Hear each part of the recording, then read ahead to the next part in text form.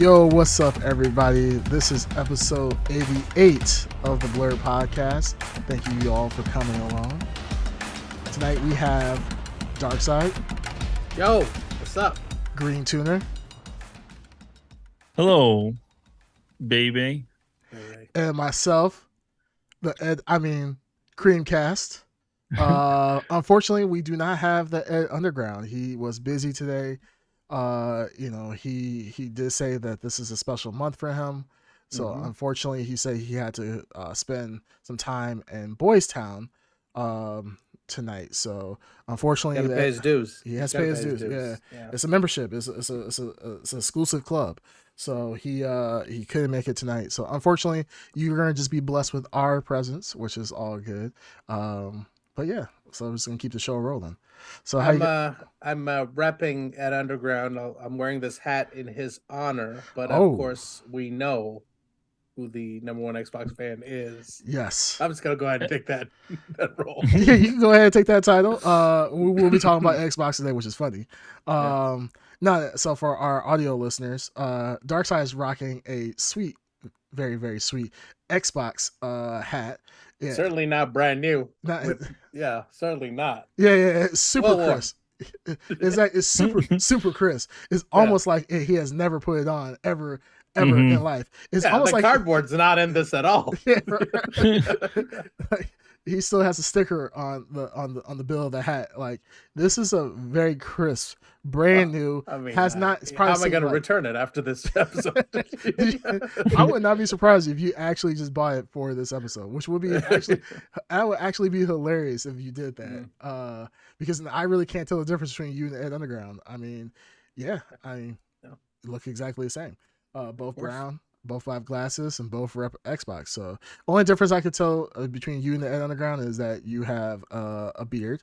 Ed Underground, he just has a porn stash, and that's about it. So, but not even a porn stash. He has like a pencil stash. Oh, that's true. It is like a pencil for sure. Yeah. Which is weird because like, dude, people's actual like mustache actually grow like that? Like, I'm so because he doesn't have a 5 o'clock shadow on his his face. He has to shave it, right? There's no way it's that fine. That's what I'm saying. I've never known anybody with a actual. I don't know. Actually, I can't think if I know anybody with a pencil thin mustache. So that's why I'm kind of curious. Like, do people actually have like naturally growing mustaches that thin? I think that's it's maintained. Okay. Sure. Yeah, it has to be maintained. Yeah, he just doesn't have a 5 o'clock shadow, so he must like always keep it like low, which is Ed's the exception, of course. That might be the case for Ed. It might be. His bitch ass lips can grow a full mustache. Yeah, well, the mustache, the lips cannot maintain a mustache. It'll be way too heavy. You'll see his lips start drooping. It'll be catastrophic. He constantly keeps like falling forward from the weight. Right. Like, we don't want that for Ed. You know, it will be really bad. So, but no, I mean, like, yeah, we're just here. We're just gonna be chilling. We're gonna be handling the podcast, just the three of us. It feels weird, you know, with no Ed. It's just like, you know, Ed's always like kind of like the dissenting opinion. So I feel like there's gonna be a lot of agreement with stuff, but you know, Darkside, that's where you need to step in. That's where you need I'll channel the Ed Underground. Please channel the Ed Underground. Draw in his energy, however you need to do so. I wish you had a background that had like Linkin Park and Amy. I know. That would actually. Well, hold on. Let me turn on my printer and give me 5 minutes. I'll put something together. Fuck! I'm out of black ink. Never mind. There's only color. It's only black. That's the only color you need. Yeah, that would have been awesome. But yeah, so how you guys' week been going? This is it feels like it's been a long time since we did our podcast last. Yeah, I feel like did we do last week? Yeah, we did. Yeah, we did last week. This episode, Spider-Man. Yeah. Yep. This episode's just been hard to collaborate on the time for. So it feels like longer than it has been. Even though we're one day off, I think. Yeah, we're pretty much 2 days off. 2 days off. Yeah. It's a rare Friday stream. Yeah, very rare. Which is kind of good. Like Friday, I'm super tired. I had a long night last night, or a long morning actually. Taking my wife to the airport. So it's just like I'm super tired. You know, I have a full work day, and then decide to stream with you guys. I'm not gonna lie, I was halfway hoping that you guys will like call off, be like, hey, you know what? Fuck it, it's Friday. I'm about to get fucked up tonight. Who's gonna podcast? I would have been totally fine. I would act it like I was upset. Like, man, I'm really hurt by this. But in reality, I've been like, yes, now I get to like. I mean, you could have just said it. Yeah, I could have been okay. Yeah, but I don't want to be that guy who is the reason why we couldn't stream. I think this week it was a combination why we couldn't stream. That was me this week. Yeah, it was you and Ed, the Ed Underground. And I think Ed took it as an opportunity. He's like, I'm usually the person that says, you know, if we don't have all four, we don't stream. Yeah. But then I think with Ed, I think he took it as an opportunity, knowing how I normally react to like somebody being gone. Yeah. I think he was like, yeah, I can't make it too. So then he kind of forced our hand. I think he played that. I think he played that very well, which is crazy because actually, so you know, like, so one of the pet peeves I have, just for our audio listeners, like I'm on East Coast time, so I'm like I have to go to bed at a certain time, but I am a night owl by nature, right? So I normally am up until like 2:00 in the morning on any given day, usually at 2:00.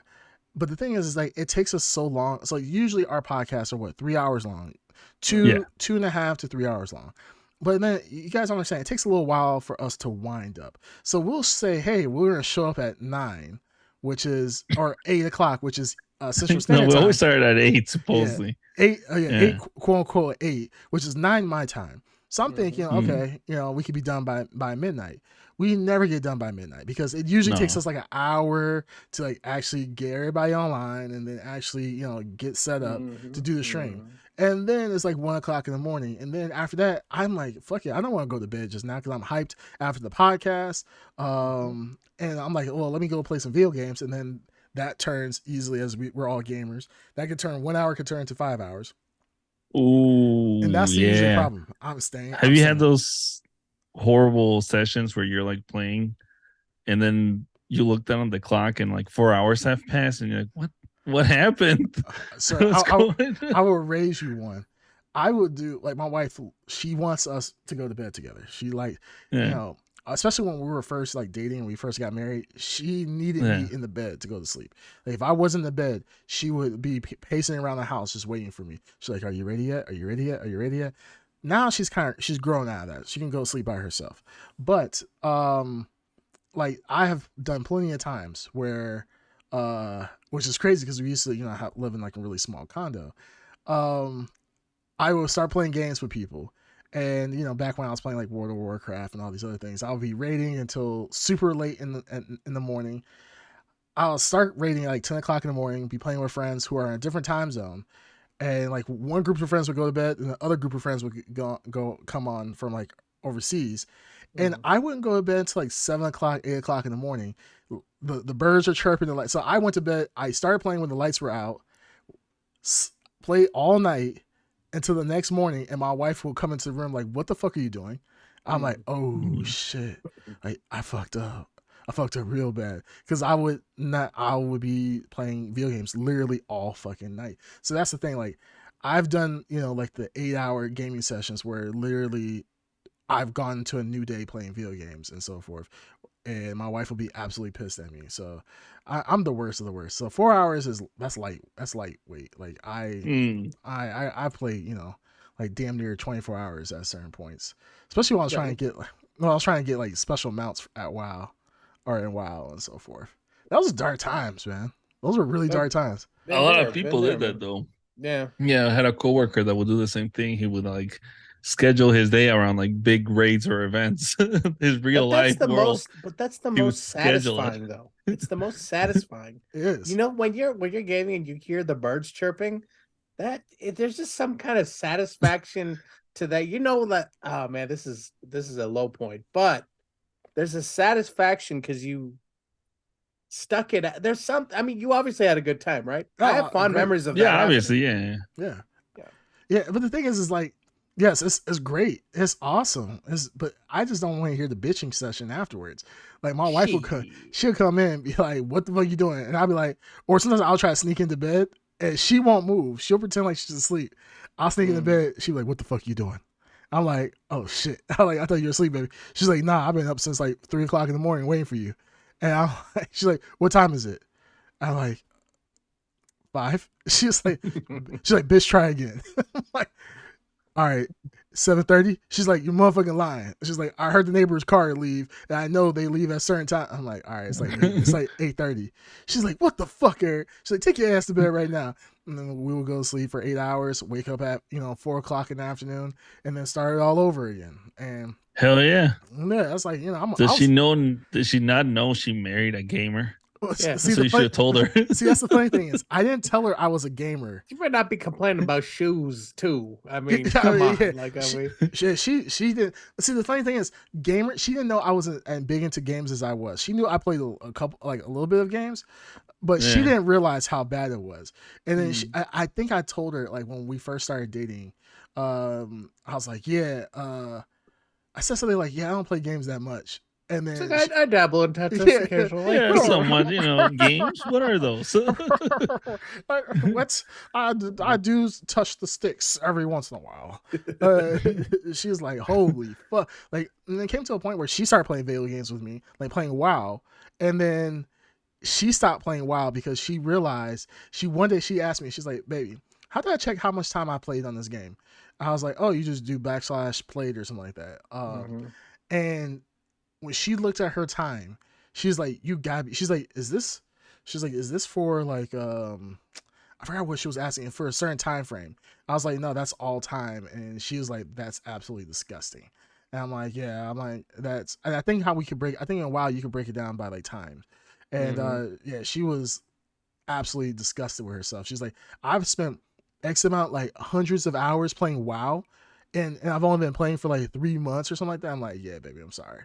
So she's like, yeah, I can't do this no more. And so she quit playing WoW. She was actually getting kind of serious. I was trying to teach her different stuff, how to play the game. And once she saw how bad her time management was, she's like, I don't understand how you could play the game so much. She's like, for every hour I play, you play 4 more hours. She's like, how's that possible? And I'm like, it's really possible because literally plenty of nights I didn't get any sleep. I would get like 2 hours of sleep, go to work all day, sleep in my car for a break, and like for lunch, come home, I'll be juiced up on caffeine, play again, and then I might sleep for like 4 hours or something like that. But yeah, I used to be really horrible, and yeah, but she found out she was with a real gamer. Now shoes, she never knew I was into shoes. And I wasn't into shoes. I used to wear Air Force Ones, and that would be the only shoe I would wear. Air Force Ones all day, every day. Until one day I found out that I could buy real sneakers. I had the money. It's like one day I woke up and was like, fuck, I got a lot of fucking money. Let me go buy something. Let me do something nice for myself. And then, you guys can see behind me. So you don't have any more Air Force Ones? Actually, I don't think I actually. No, wait. Do I have? I do have Air Force Ones. No, I do have Air Force Ones. But I don't have any. I don't have any pure, like, plain white Air Force Ones anymore. Oh, yeah. Well, I mean, that was a style back in the day. That's what you wanted, just the old white Air Force Ones. Yeah, exactly. And I tried to act like I was super rich. Like, I would be like buying Air Force Ones like once a month and type of shit, like trying to keep up with celebrities and whatnot. And then that shit got old. And then I started buying some actual nice sneakers. So yeah, I do have some off-white Air Force Ones, and I think I have some Travis Scotts.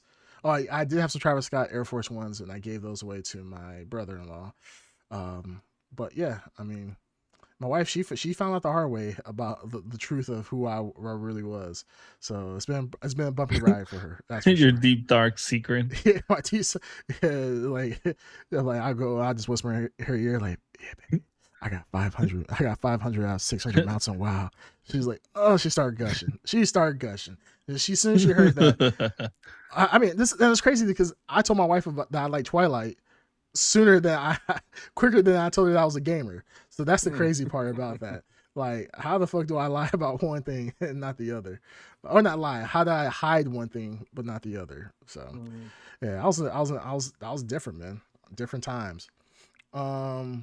Yeah, so other than my little shenanigans, what you guys been up to this week? Nothing much. I got nothing. Working, unfortunately, a lot of overtime. Just working. Nothing wrong with that. Mhm. Have you guys heard any interesting news this past week? Anything major? Any alerts we need to hear about? Major? Something happened with Majors?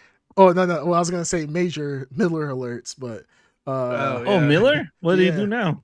So as you guys know, we have our is it Miller time or Our is it patron It's saint. Miller time, yeah. Miller time, baby? Yeah, right.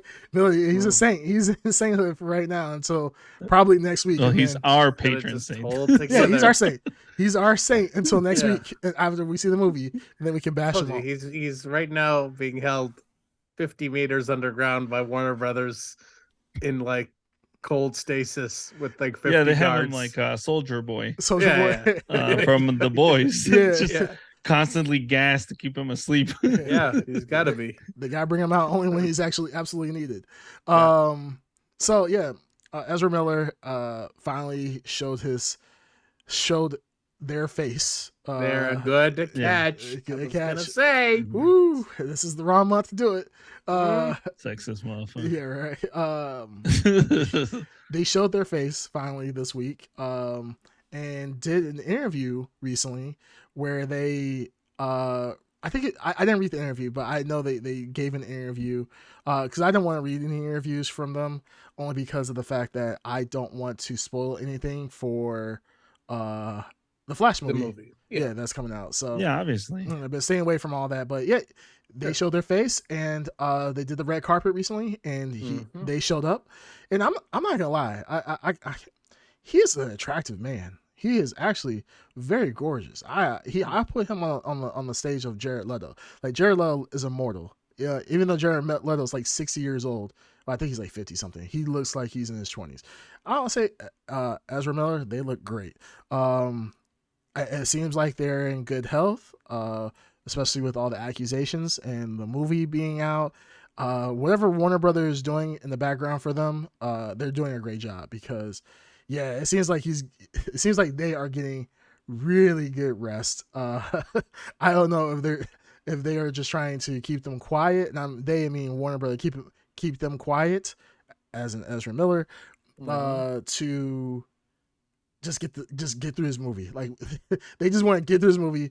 They're at the home stretch, baby. Yeah, home stretch. Like let's just get through his movie. Anything can happen. Okay. Yeah. When you're out there in the field, anything can happen. Right. You always gotta be A prepared. curveball might come. You never know. You got prepared for the unexpected, and it's Mhm. crazy that this movie it still came out still in theaters now. I'm gonna go see it tomorrow, but they have the news is that they're out, but I really haven't heard anything about Ezra Miller at all outside of that one interview that they gave. Other than that, I think it's been pretty tight-lipped, which is, I guess, great for Warner Brothers. I'm assuming Warner Brothers has a clause, like they have a sniper somewhere around. Like if this man or this person speaks at any point in time, just take him out. Like Can we hand it to Warner Brothers here?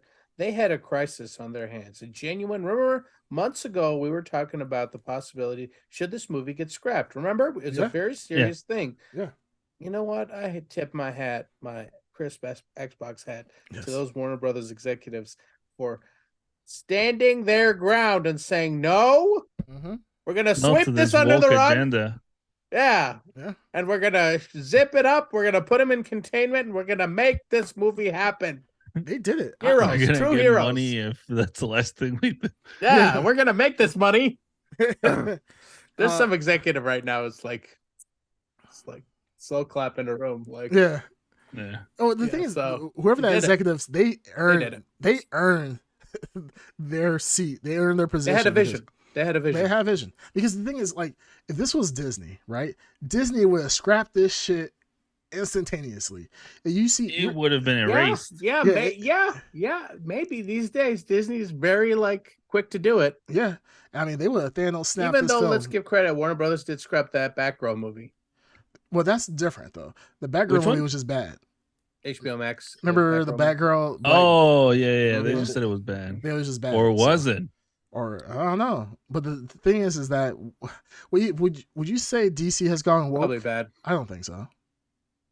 What? DC? I'm trying to think of any reason why DC would scrap it. So like, what did they Oh, scrap it? I think it was probably bad. Like, I Yeah. mean, yeah, I think I agree with you. They probably looked at it and was like, this thing sucks. Yeah. Yeah. Talking about DC movies that suck. So insider review of not insider review as in the actual company, but an insider within DC who has seen a recent DC film that's supposed to be slated to be released soon, said it was damn near unwatchable. Do you guys have any? DC? Yeah, a DC movie that's supposed to be coming out very soon. Blue It's Beetle? damn near unwatchable. No. It's another one. The Flash? No. Blue Beetle. No, it's not Blue Beetle. That's what I said. Yeah, Green Tier said that. What's It has to one be movie? What's the one movie we haven't seen any live action footage of? Aquaman? Aquaman. Yes. No. Aquaman 2 has been there's a leak that has said that this movie is damn near unwatchable. It is one of the worst movies that has come out of DC in recent history. Which makes me very sad. Very sad. I don't buy it. You don't buy it? Nope. You see, I almost fell for it. He's trying to keep hope, but nah, he believes it. I mean, like, let's be honest. Like, okay, Amber. A lot of people have said a lot of things about Aquaman 1, and I still enjoy Aquaman 1. Aquaman 1 was good. It was That's what I'm saying. That's what I'm saying. Like, I mean, how bad could it be? How bad could it be? It could be pretty bad. Famous last words. Yeah, right. Like, he's good. I mean, just mark it here, folks. I guarantee you, we're gonna talk about this. We're gonna talk about this episode years in the future. This is a dark side lock. Yeah, like, this is a dark side lock that it's gonna be a good movie. Oh, dark side. Let's make your predictions right now. What do you think this movie will be rated? What do you think? What general audience? It's not even go by the critics. Let's say general. Oh, you're talking about our 10 scale? Yeah, what on our 10 scale. Yeah, hit? yeah. What do you think on our 10 scale is going to rank? Well, let's say for you, what do you think is going to rank? For you personally. Look, I'm being realistic. I'll just give it 8. I'll say it'll be around the 8 mark. You think it's going to be an 8? Oh, you think that's high, huh? Okay. I think that's delusional. I think there's no way it'll be an 8. What would you give the first Aquaman? This was before the pod here. For me, that would have been an 8. So that's an 8. I was thinking around the same territory, even though that I keep talking about that. And granted, I have to rewatch this movie because the last time I saw it was in. Did I watch in 3D? I don't remember. But here's the thing about. You did watch it in 3D. I think you. Here's the thing about that movie. Okay. That end sequence, that giant crab people fight at the end of the movie was so LSD inducing to me. Yeah, I don't even know if I watched it in 3D, but I might have. Like, my memories are very like I cannot be trusted at the moment. So that movie I'm afraid to rewatch it because of the euphoric state it put me in. So like, yeah, serious like acid trip. I don't know. Yeah. Would I consider that an 8? I mean, was it a fun film? Yes, I could see it was super bright, super colorful. I remember that. It was colorful. Momoa surprised me. Black Manta was cool. Black Manta was cool. Yeah, and even all the actors were decent. The lines that I thought were cringy, I kept quoting. I like after the movie, I kept telling people permission to come aboard. Like, what does that mean? What does that mean? Right. I kept telling people that.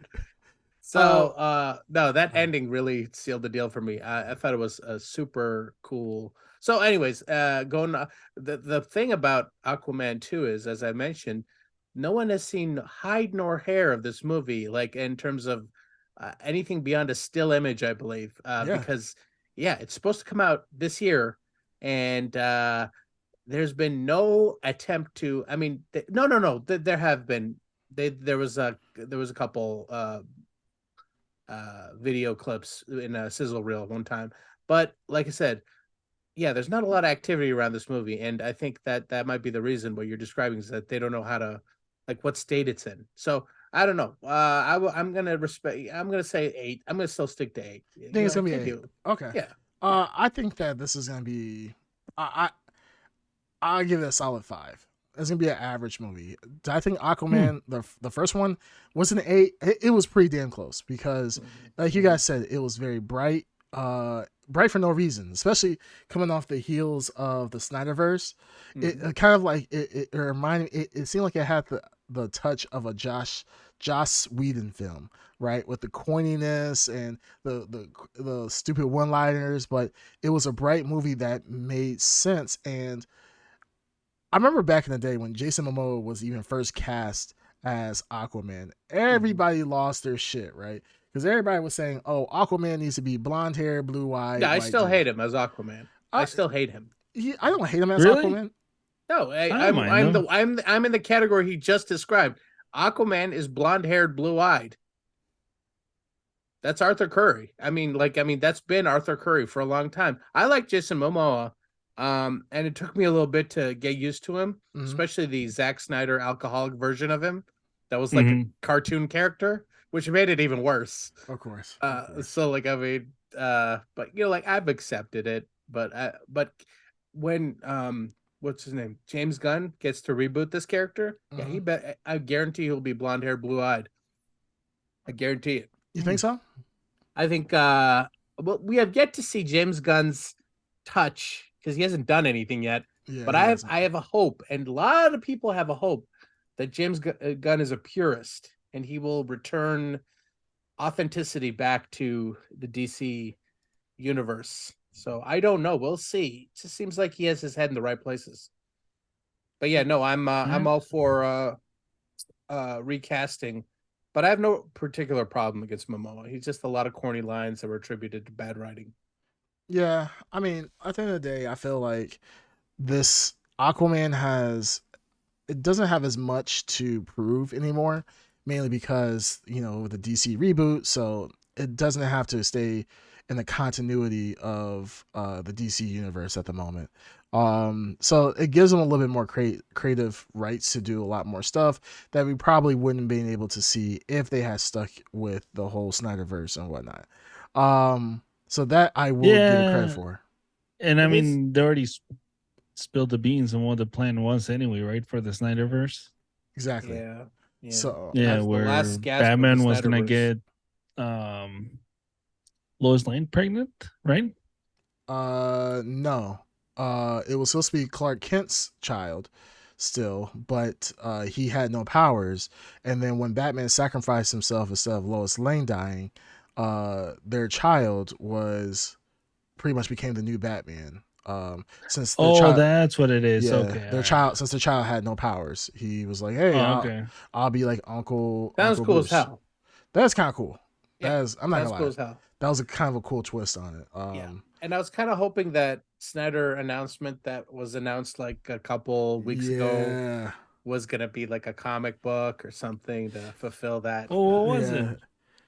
It was a charity thing, right? Yeah, it was a charity thing where they was a screening of all of the Snyder movies, and they just literally just watched it. And I think with him involved in it, like maybe he was in a theater, did a panel or something. Yeah, he was in a theater. Like you could be able to come to the theater. Each movie, I think they showed several movies in the night, but I think they broke it down over a weekend. So you could go to the theater since Zack Snyder was going to be there. Different actors from the movies were going to be there, and pretty much do a panel. And it was all for charity. So I think. Damn! That's quite a. Yeah. Yeah, I think the charity was for his daughter, I believe. So yeah, I'm not gonna lie, I was disappointed as well. I mean, it's cool that they did a charity. I still think we'll get that though. You think so? There's a lot of DC would be very. Yeah, the Snyder cut. Yeah. Is a. Could you imagine movement. If this is Zack Snyder and what's the other guy that writes comic books for DC? This other Snyder. Scott Snyder. Scott Snyder. Mm-hmm. Yeah, Snyder. If they did, if he wrote actually that would work because Scott Snyder does write those kind of like alternate reality, far future. He loves writing that stuff. Okay, that'd be kind of cool. Yeah. That would be kind of cool. I wish that it was. Yeah, I was hoping that was gonna be like a storyboard situation where they were like, hey, here's a detailed like animation of all the stuff that was gonna happen in the Snyderverse. Very crude, of course, not like fully animated, but at least he could have like Hmm. really talked it through, and then we would have had the official story, canon story of it, as told by Zack I Snyder. guarantee that's going to happen. I think it's not the only reason it hasn't happened is probably some kind of legal holdup, where they cannot Oh reference the yeah. Snyderverse, or maybe there's some kind of faint flicker of hope that something can happen with it. You know what I mean? And they're kind of just keeping it. But I It's more than likely guarantee you, like a rights issue or this story will something. be told. I guarantee it will be told. It'll be told. Yeah. Yeah, it'll be told in some way. I mean, it's already been told in a version of the storyboard of what was supposed to happen prior to the Snyder cut being released. But I don't think that we'll ever get. I don't. Me personally, I don't think we'll ever get the story told. Only way we'll probably get told if it's done via animation, possibly. That might be a way to do it, but I don't think we'll ever get a story told of the Did Snyder you cut. You don't think a comic book? I can easily see a comic book adaptation. kind of like I say, but did you guys ever see Mortal Kombat? It was like early shitty stage of animation, 3D animation. I was like Mortal Kombat: The Battle Begins or something like that. No, I No, never. Did I you never guys ever heard of it. watch that? No. Oh no. yeah. A I was lot gonna of say that's the animation style that they should use for the Snyder cut. Just like really shitty CG polygonal animation. yeah, Well, Is that animatic. the guys? well, the thing is that so like okay, the Miles Morales story of Spider-Man, right? If they Yeah. Yeah. could, if they could get something of that caliber, where is a very well told story. Like I was talking to one of my coworkers the other day about this. And I was telling them that I like Spider-Man overall. I think it's probably one of the best animated cartoon movies in a long while. I don't think there's a lot of animated shows or animated movies of that are up to this caliber. Even with DC, and DC has some decent ones out there, but I don't think anything touches this.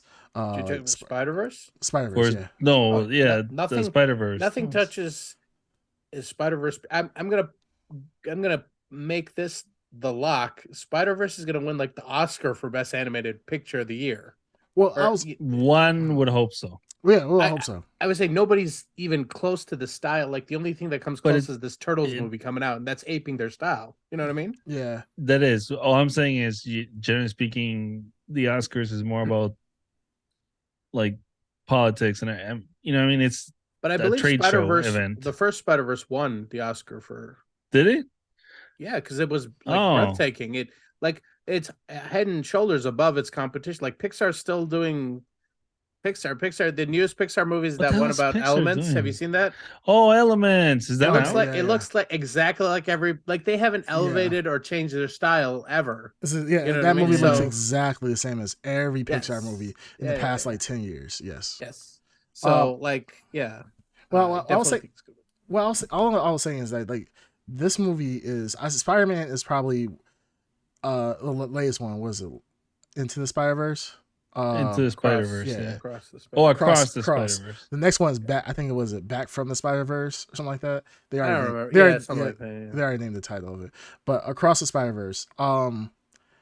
If they could do a Snyder cut that is animated, not necessarily in that style, but animated very beautifully and is done with an actual like with actual talented writers. Like, don't just do it like, oh, we're just gonna lift it from the comic book and just be, try to do it word for word. Because comic book, Bro. that's not gonna Nah, work. bro. They need to do actual like dialogue as if this was a full feature length movie. Then it could be absolutely amazing. But if it's not gonna be like that, I mean, if they do it in the No, comic book, that's fine. I disagree. I don't want that. I don't want some other writers. I want Zack Snyder's script because it is uniquely him. Yeah. Well, that's fine. That That's fine. It could be his script. What I'm Mhm. saying is ultimately that I just want it to be a very. If they're gonna do it and they're gonna do the Snyderverse, I want it done well or not at all. Personally, like I don't want some like, oh yeah, we're just gonna do a quick storyboard and blah blah blah. Like no, flesh it out. Make it into a full feature length movie, animated. I'm fine with that, but make it actually good, and I think that would be awesome. But I uh, think I mean, if they go that route, he should they should open the door to crowdfunding it because that will create that will probably give them what you're thinking of. Oh yeah, if they crowdfunded, Yeah. that thing will be Yeah, supported out the ass for sure. it could also be. I mean, I don't know how HBO is doing lately with animation, but remember when they did like Spawn animated and everything, he gave it the freedom that Todd McFarlane wanted. Mm-hmm. Maybe he can have one of those deals. Maybe. It might be weird, also because this is currently the James Gunn era of Yeah, I Warner don't think Brothers. DC is gonna this want is to not put gonna a happen. If this happens, it'll be competing. years from now. Yeah, no, yeah. DC is not gonna want to, ruin everything. So Here's the thing. Like, if there's one thing you can count on making money in this business, Mm-hmm. it is nostalgia. You have to yes, wait a certain period of time, and the nostalgia for the Snyderverse from all of us who are involved in this moment, Mm-hmm. we will, good or bad, everyone will pay into. Oh yeah, remember the Snyder? It'll all come back in. Nostalgia does the trick every single time, no matter who you are. I do agree with that. Nostalgia will it'll do amazing for this film. So we'll see what happens. I just want bring my boy Henry Cavill back. We need him back. I mean, he's out of The Witcher. You should just be happy that he is going to be in Warhammer. Well, yeah, he's gonna be in Warhammer. Apparently, he's gonna be. There's talks that he's gonna be in the Marvel Universe soon. So I mean, he still has. Yeah. As who?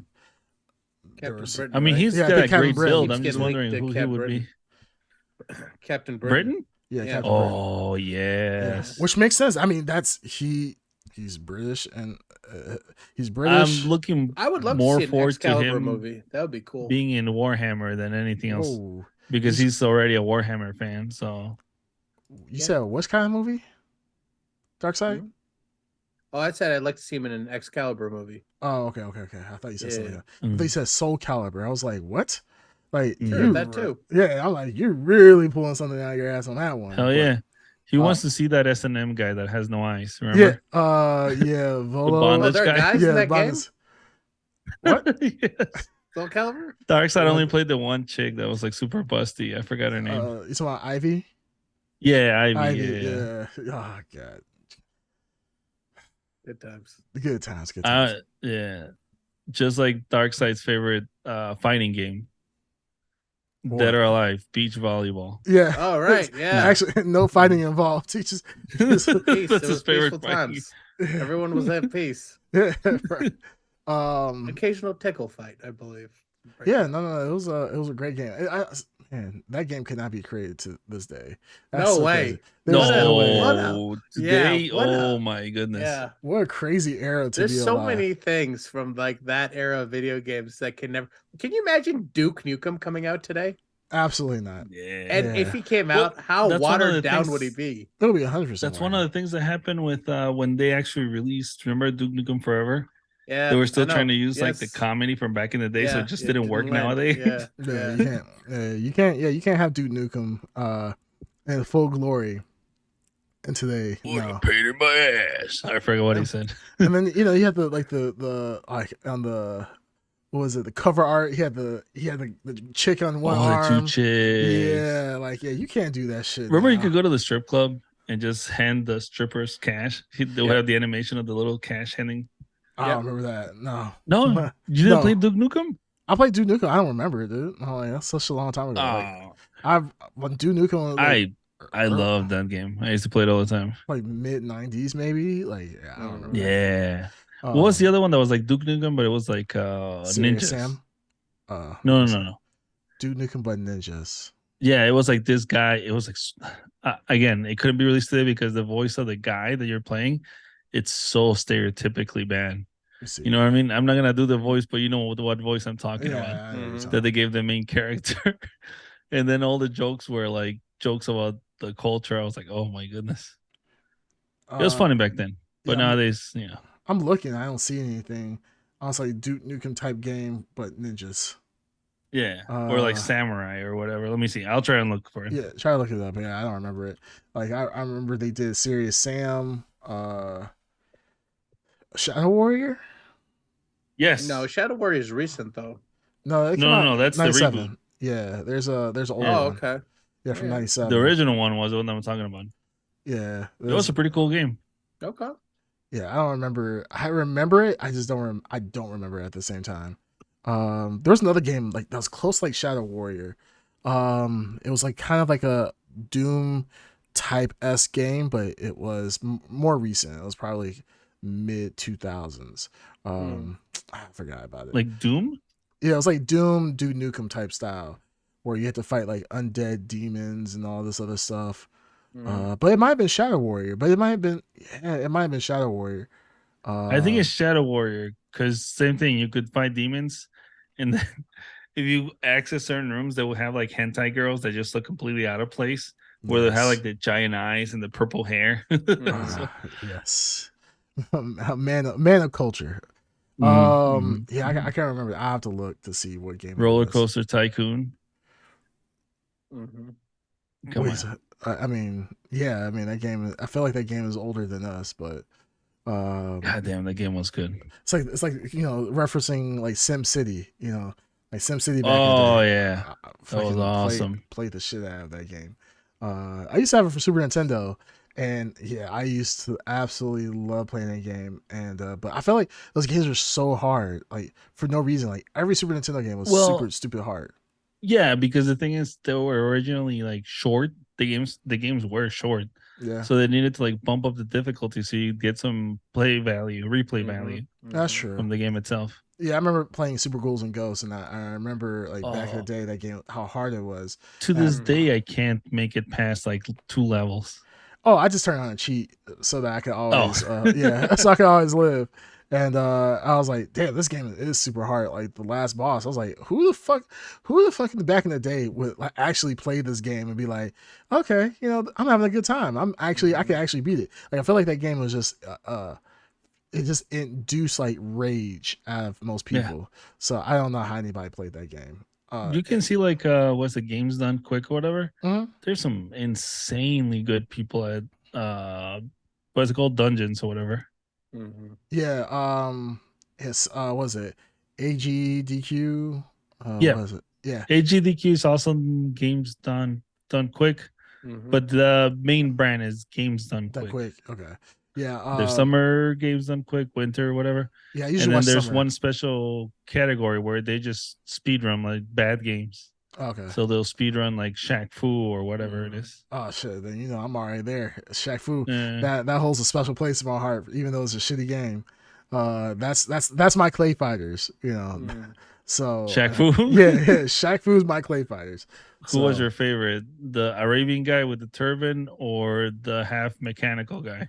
I don't remember. Honestly, I don't remember. I just remember playing it. It was used to be me and Bandito Mac used to play it back in the day, and it used to be just so much fun. I thought it was like the coolest game ever.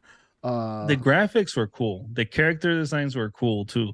It was just the gameplay was horrific. Image. I'm Mhm. trying to take a look now, really quick. There was like an old kung fu type, teacher guy. Yeah, Mm-hmm. I There remember was a little this. kid. There was the Arabian guy. I remember it There was a was like lot better on Genesis than it Yeah, was on Super yeah, that's what I Nintendo. had it on yeah. Genesis. Yeah. Genesis. I didn't even know it came out on Super Nintendo. I thought it only came on Yeah, Genesis. Yeah, it did. There was a noticeable difference. yeah. Yeah, maybe. I don't know. Maybe that's why I have such fond memories because maybe I played on Genesis and it was so much fun for me. Mhm. What what's the other game that was for maybe I know it was for Genesis. I don't know what Super Nintendo, but same thing. It was like in the realm of like a fantasy fighting game, but it had fatalities. I mean, Fantasy there were fun. so You know what I'm many talking about? imitators. There's a lot. Yeah. No, like this one actually had like a lot of like detail put into it. Like the graphics were nice. It Mhm. wasn't digitized actors. It was actual, pixel art. No, no, Yeah, I I don't know. can. For Super Nintendo? You know, Champions of the Realm, Champions of something, Oh, yeah, Eternal I Champions, remember that. Yeah, I'm gonna have to look at. Champions of the Round. Eternal Champions. I think it Oh, is right. Eternal Champions. Yes, that was the Okay. Sega game, Yeah, right? there we go. Yep. Yeah, Yeah, that game was pretty awesome. I'm not gonna lie. I thought that game was so cool. And like the artwork, this is just such a weird time. I remember the yeah. artwork was like so fucking like It was iconic. the shit. You know which other one? I have to get it as a poster because I love it. the shitty cover that we had here in the US for Street Fighter, where Mhm. Blanca was like a pinball out of like a brick wall. Oh yeah, Mhm. yeah, yeah. Yeah. Yeah, remember that's what I Yeah. want. Was That it artwork was so fucking cool. was it Blanca and E Honda on the cover? Was that the I one? just Blanca sticks out in my mind. E Honda was probably the one receiving the what's it called, the attack from Blanca. Yeah, I think it Mm. was. But yeah, no, that was man, there was some great artwork. And I remember, yeah, Eternal Champions, like the guy. Yeah, I'm looking at the artwork right now. The guy who looks like fucking Cyclops, and like a Yeah, and then weird the Lion Man or whatever. Was Yeah, man, I'm You not know gonna lie. which? Yeah, another game that had like beautiful artwork, just overall in the designs and everything. Mm-hmm. Marvel versus Capcom 2. Yeah. Oh yeah, It man, I mean, had that's iconic. gorgeous artwork, like even like the still images where you would pick the characters like screen. Mm-hmm. It was like really well done.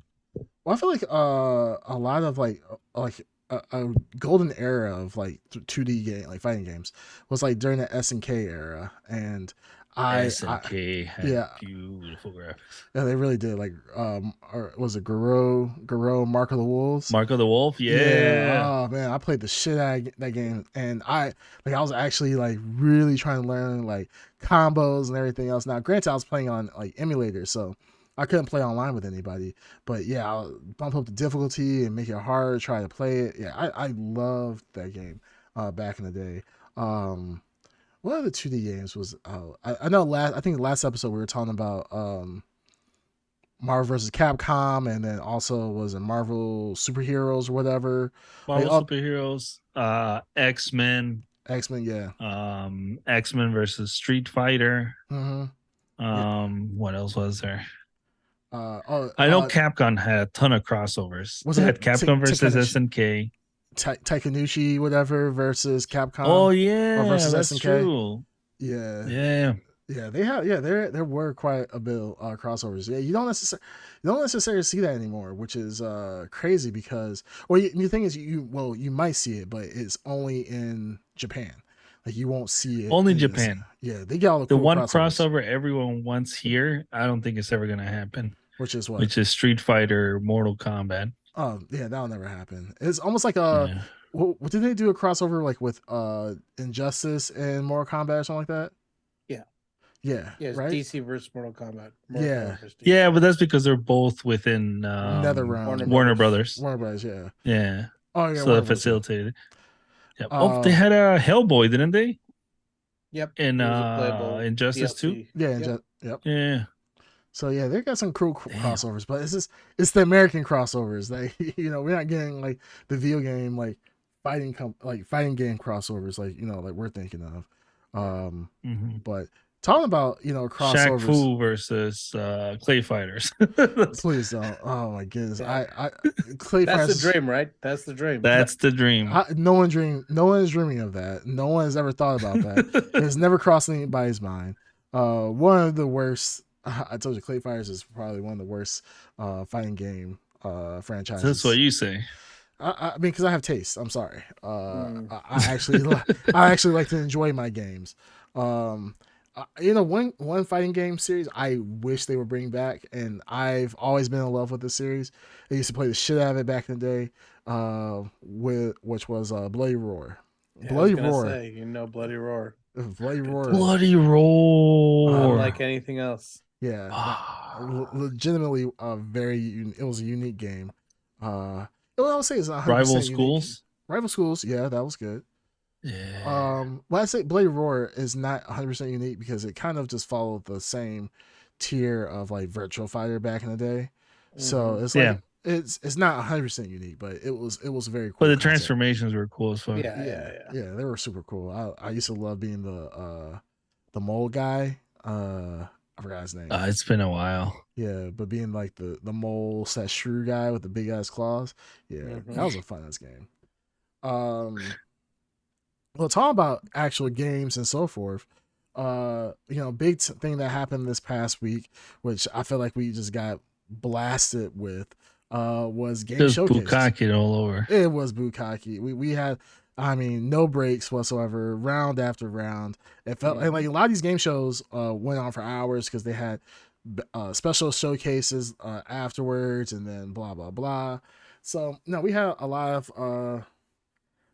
of showcases this past week. We had Summer Games Fest, the Xbox Yeah. showcase, which Mm-hmm. was pretty big. Ubisoft, Capcom, and then based on those, then we get to see, especially with Summer Games Fest, we got to see a lot of demos and a lot of one on ones with the Yeah. game. So really cool this past week. So what do you guys want to jump into? Like let's go ahead and kick this off. What like what's the first game show we want to go ahead and I mean, Summer Games Fest kicked it off. yeah. Like, I mean, rest in peace, E3. So like, Yeah. Yeah, summer. goodbye. Hey, props to Jeff Keighley who like took E3 and personally buried it in the ground Mm-hmm. and like mockingly laughs on his grave. Hats off to Jeff Keighley. Like, I mean, he's just slowly taking over everything. But yeah, this Summer Games Fest, I will say, I don't know what your guys' overall impressions were, but it was very much.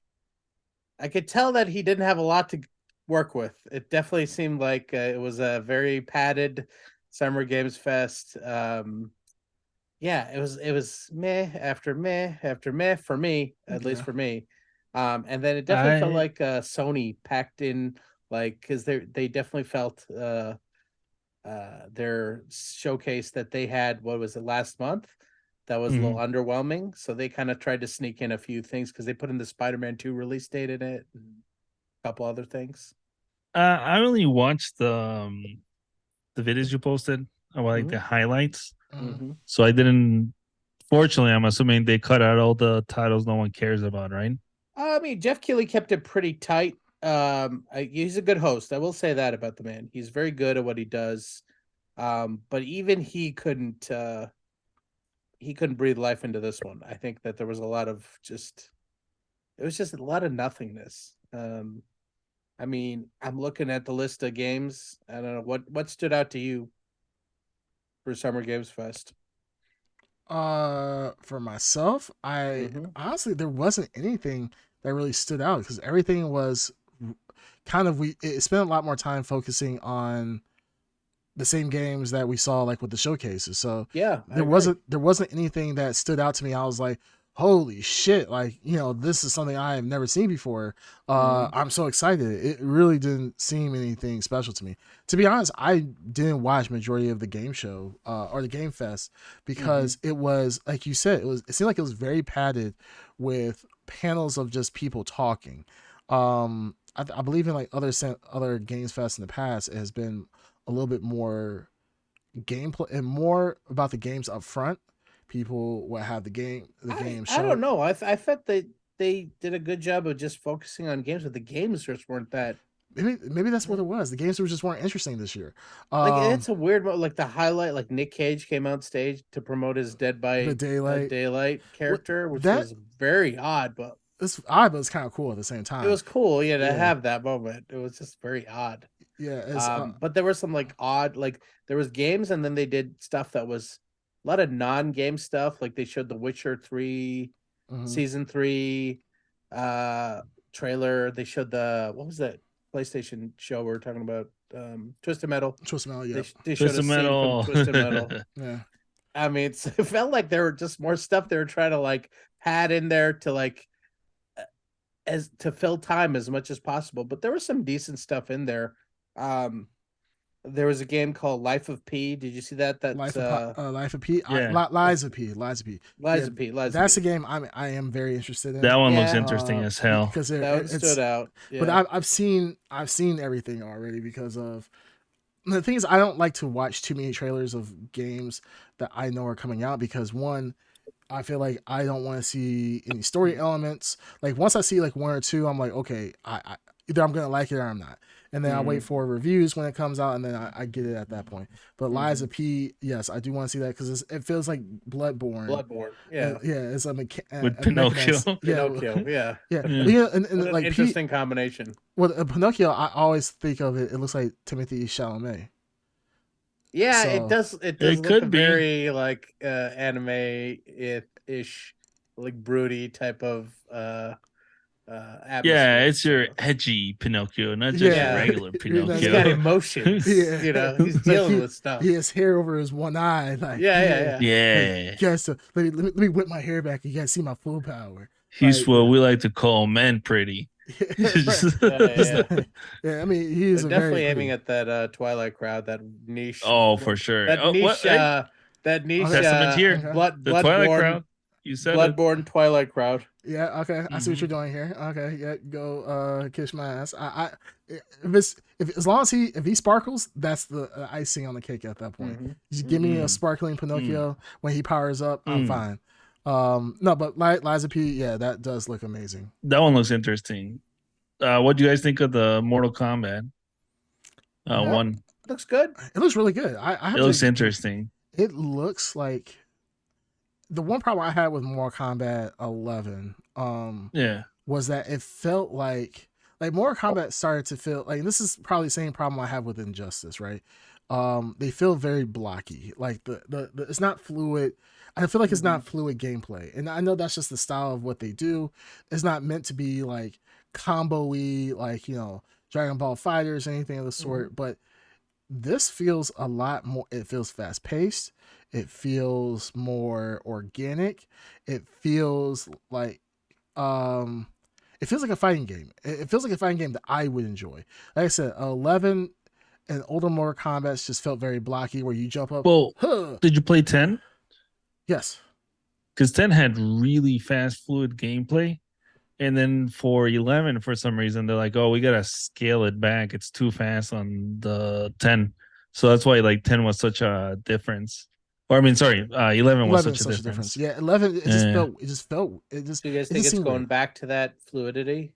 Yeah, it Yeah, seems like because people Oh. complain. They're like, no, we like the fact, that's what makes Mortal Kombat Mortal Kombat. Yeah. It doesn't need to be like heavy blows or whatever. Yeah, like every time like you jump and you do a jumping kick, like you stay in the air for a second after you hit the person because it's such a heavy attack, and it's just like, no, I Yeah. want to see some combos, like, and I don't want to see combos like 50 hit this is not Killer Instinct, where you're doing combo breakers, but there should be something where the gameplay is fluid, where you can do combos and it looks really nice, and it feels like with this latest Mortal Kombat 1, it just feels better. I like this the way that they did the story as well. They didn't do a true reboot in the sense of, okay, we're just gonna scrap it's everything. A creative way to do a reboot. Yeah, it's in story. Yeah, it's in story. Yeah, Yeah, it's part in-story of a reboot, story yeah. reboot, and it makes sense based on the storyline. So like restarting everything from scratch, but without it being cheesy. I actually like that. I think that's a really cool idea. So I'm interested in Mortal Kombat, and I can't say I've been excited about Mortal Kombat. Like Green Turner said, Mortal Kombat 10 was much. I think, in my opinion, was much better than 11. I think 11 took a huge quality dip, and it just sucked. Be honest. Yeah, they try to make it hefty. I'm trying to think what game is known for having like hefty gameplay. Is there a game, fighting game? Maybe Street Fighter with some characters. Street Fighter, it can be like that, but Street Fighter is still fluid. It is fluid. Yeah, it's a very fluid game. Where this one, it felt like Mortal Kombat 11 felt more like Mortal Kombat 1 back in the day, where it was. That's true. A lot of weight to every punch. Yeah, it's very weighty. It's like punch, pause, kick, pause. There wasn't that fluidity. So this one, it feels fluid, and that's why I was like, Mortal Kombat 1. It seems like they took the advice of the fans. They went back to Mortal Kombat 10, but then they made it much smoother overall. And like the fatalities look great that we saw. Everything just looked better. It looks like it takes the look of 11, bumped it up again to make it look better, but took the gameplay of 10 and improved on it. It seemed like they improved on it in every way. So they even had a what's his name, Stryker, the cop. Yeah, Strikers. Yeah, they even had Stryker. I'm like, what, Stryker? He just came out of nowhere. Yeah, they had Stryker. What was another character that I saw? I was actually surprised. Oh, like Goro. Raiden. Yeah, they had Goro. Raiden. I was happy to see Raiden in a younger form. Like, that was cool. Like, you see Raiden. Like, I don't think we've ever seen him in this form ever. He's always been Kano.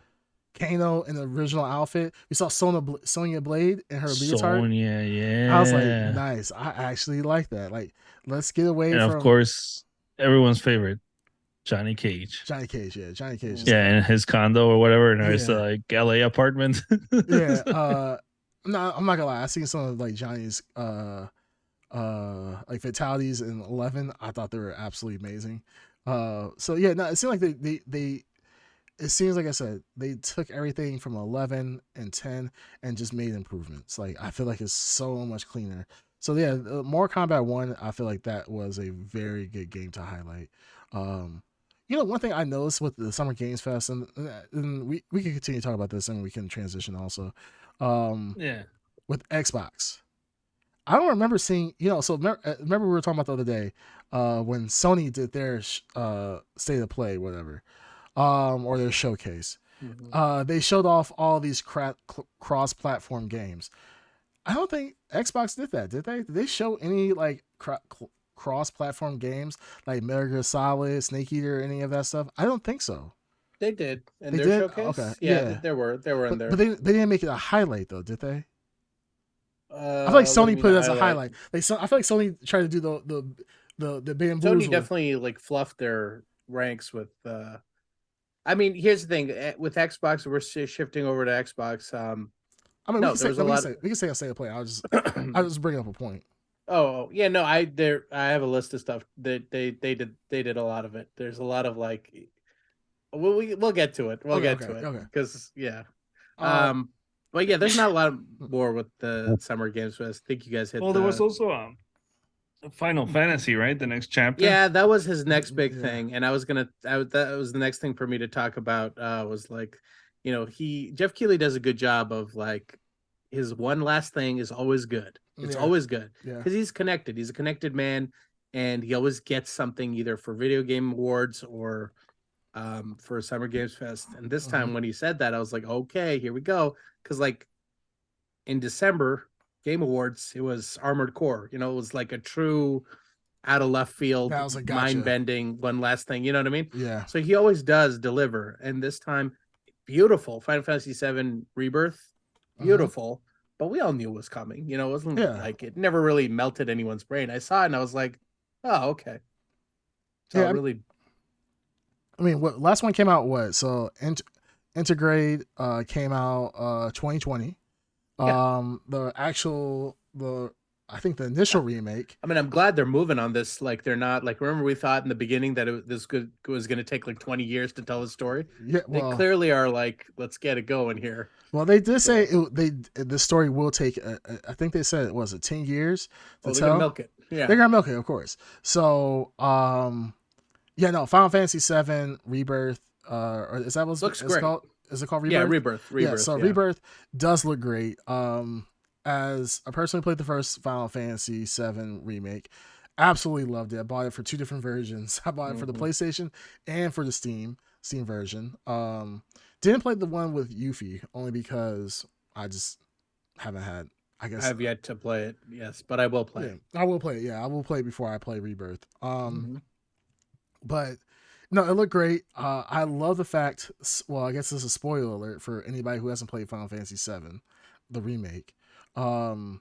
They changed the original storyline of what happens, so it doesn't follow verbatim. It's not like an HD remake or a retelling. This is actually technically a different story than the original Final Fantasy VII that came out in like '97. So that's really cool. That they're switching it up, and the crazy thing about it leaves a lot to the imagination. We don't know what's going to happen. We have an idea of certain key events that will happen, but we are not entirely sure. Obviously, biggest spoiler, Aerith or Aerith, depending on what part of the world you're from. Hold on. We really want to spoil that? There's potential. There's all the old heads listening to this, anyways. They all yeah. I mean, I want to. Okay, guys, that's a pretty big one. This is a big one. This is a big one. So what? Yeah, I'm gonna send your hate mail. Send your hate mail to twitch.tv/yadunderground. Not to us. Not to us. Not to us. It'll be 100% with the Ed Underground. But so Aerith or however you want to say it. She dies. Harriet. Harriet. She ends up on dying. Harriet. That's going a little too far now. Yeah. But yeah, she ends up dying, right? So we know that based on certain situations and based on the storyline, that certain characters are gonna die, certain ones are gonna live. But it seems like the biggest zinger at the end of this Final Fantasy trailer was that Sephiroth admitted to killing Tifa, which I'm pretty sure didn't happen in the first one. He critically wounded her. Well, here's the thing. I Well, hope that like they have to do something different. Everyone's gonna expect the same thing to happen because it was Right. a seminal moment in video games. Yeah. So I was thinking like way back when, oh, they're gonna switch it. Tifa was gonna die, and we're gonna play the rest of the game with Aaron. You know, I mean that was the big thing that was gonna happen. That'd be kind of cool. I mean, but now they kind of like I don't know what they're doing. So But the thing is, we don't know if Sephiroth was talking about Tifa, but they did the whole, he slices Tifa, which he did in the original Final Fantasy VII. He critically wounded her, but she made recovery. But Sephiroth is saying now, like, just want to let you know, like, I killed her. So that begs the question, who is she? And so I'm like, fuck, like, what the hell happened? Are they doing a switcheroo where Aeris lives? And who knows? Yeah, we don't know. I think they're fully aware that they are fully aware and they are doing something different. You know what I mean? So they got a tight lip on that shit. No, and I'll say they've been doing a good job. So let them, because it's the same team that wrote the first game. You know what I mean? Yeah, right. So it's all the original people. So whatever they have cooking, and let them cook because it's working. If all else fails, you always have Phoenix down. True. So you can always just stock. Oh, what if they do that? What if she dies and they're like, oh, we got Phoenix down? No. They're gonna do something even better. They're gonna do the one. Well, remember that soldier toy you can get, the little memento, the 150. Was it 158th soldier? Yeah. Everybody was like, if you collect all 50 of them, then she comes back to life. Yeah, everybody was saying that dumb shit. I remember back in the day, I used to go when I used to stay at Bandito Mac's house when I was a kid. For the summer, we would go to the library. Yeah, last week. Yeah, literally, I'm at his house right now. Actually, this is just a green screen. We used to go to the library, and we would spend hours, and I mean literal hours in the library, looking up cheat codes. Some nerd shit right here. Some real nerd shit. Now, granted, I was like 10 years old at the time. But yeah, so like, how old was I? Yeah, I was 9 or 10. Yeah. I was gonna say, but did you ever figure out the Tomb Raider nude code? No. That one I remember was around forever. That was around forever. I remember trying. Never was able to get it. Everyone tried. Everybody tried it. And then you actually could get her nude, but you had to do mods on your computer, I think. Yeah. So I was like, fuck, yeah. We were so gullible back in the day. We were so stupid. Guys. Yeah. Yes. I did it. You actually did it. Don't worry about it. You actually get it. Because you always knew like a kid that would be like, oh yeah, it worked for me. You had to. I'm that one kid like on the playground, like, yeah, I did it. I saw it. Yeah, he's like, it's simple. Yeah, and you be like, dude, show me. Maybe one day. I think you're really ready. I did it over the summer. Yeah, it was pretty cool. You're not mature enough to like. Oh god, I used to believe all this shit. I used to believe that you could bring Aeris back, and I played Final Fantasy over so many times, hoping that I could be able to do something at the very end to bring her back, and never. I mean, obviously you can cheat your way to bring her back. Damn, that was pre-internet era, man. Like, I mean, there was just like whatever was out there. Yeah, we had like game facts and blah blah. Yeah, and no confirmation on anything. Yeah, like Aerith could be brought back. Sure. You know, like I mean, it's just anything could happen. Anything could happen. Yeah, and that was the crazy thing about that time. Yeah, we used to believe anything. So Final Fantasy VII. I'm not gonna lie, I'm excited about that. There's like 2 additional Final Fantasy things coming out, right? Isn't there like a Final Fantasy, or maybe is this 2 mobile additional game? One? There's a mobile game that's supposed to like highlight Sephiroth's life. Oh yeah. So I don't know if I'm gonna do that. I do have a Final Fantasy game on my phone. I think it's like Brave Exodus or something like that. Mm-hmm. Never played it, and it's kind of hard to get into like gaming on your phone. So if they make it something where it's on Steam or something like that, then I would definitely play it. But outside on a mobile, nah, I'll just read what happened and look at cutscenes when someone puts it on YouTube. But Mm-hmm. um, no, Final Fantasy, that was very hyped for sure. Yeah. Probably I was for myself, yes, that was probably one of the biggest reveals. But like you said, it's I nothing don't think it was special. reveal worthy. It wasn't one last thing worthy It because we all wasn't. knew it was coming. You know Yeah, what I mean? yeah. So We knew it was coming, whether it was going to come to this year, next year, or whatever time. We knew it was yeah, coming eventually. So, but no, it's cool that it is coming out. I think what they said next year, right? yeah, yeah. So that's pretty quick turnaround. So, looking forward to that for sure. Yep. And can I um manifest the spirit of Ed Sure, for a Sure. absolutely. minute? Yeah, bye, I'm Data. actually kind of excited about that Sonic game. Uh, Sonic game. You talking about Yeah. the multiplayer Sonic game, whatever? Oh, right. They look like Yeah. Where Mario it's like Party or whatever. 2.5D. Yeah, that Yeah. Yes, yeah. I. Actually, it actually looked very colorful. It looked colorful. It didn't Yeah. look good. Mm-hmm. It didn't look fun. I mean, it reminded me of the old games, so that's why it's hitting the nostalgia bone hard. What So game? What games does it remind you of? Because that game is if you want Sonic to walk everywhere, absolutely. Like what? if you if you No, this is the side scroller one. yeah, it seems slow as shit. Yeah, I am confused. If you have 4 people on the screen, can you all run or what? Like, I Oh, mean, that's true. Yeah. No, Yeah. there had some yeah, segments where he was going fast. It But wasn't not that slow. but okay, let's talk about Sonic, right? So yeah, like Yeah. Sonic Frontiers recently came out, right? And that game has some very fast like segments on there. And that's the whole thing Yeah. about Sonic. Sonic Game is of the speed. year. Game of the year, right? You know, Mhm. definitely worth the full price as yeah. some people have paid for. But Mm-hmm. Mm. Sonic Frontiers came out and it was all about being fast. It was fast, platforming, play fast, fast. Mm-hmm. Mm. This feels like a downgrade. This feels like Mario, like I think Darkseid said it perfect. Is Mario Party Sonic, and at the speed that they were going, like Sonic is meant to go fast, not sit there and be like, oh, here, let me jump up. Ooh, let me hit a little enemy, and then okay, let me Yeah, start slowly running. Like, I'm just But that confused was in the at old games. the. You had to build up speed. You didn't just start fast. Yeah. bullshit. It just didn't. From what I saw, What? it No, didn't look. I'm It didn't telling look. you, I owned the Genesis. That was my only system. I wasn't fancy enough to get a Super Nintendo. I used to play all the time. You would always start slow and then Yeah, she pick would up start slow, speed.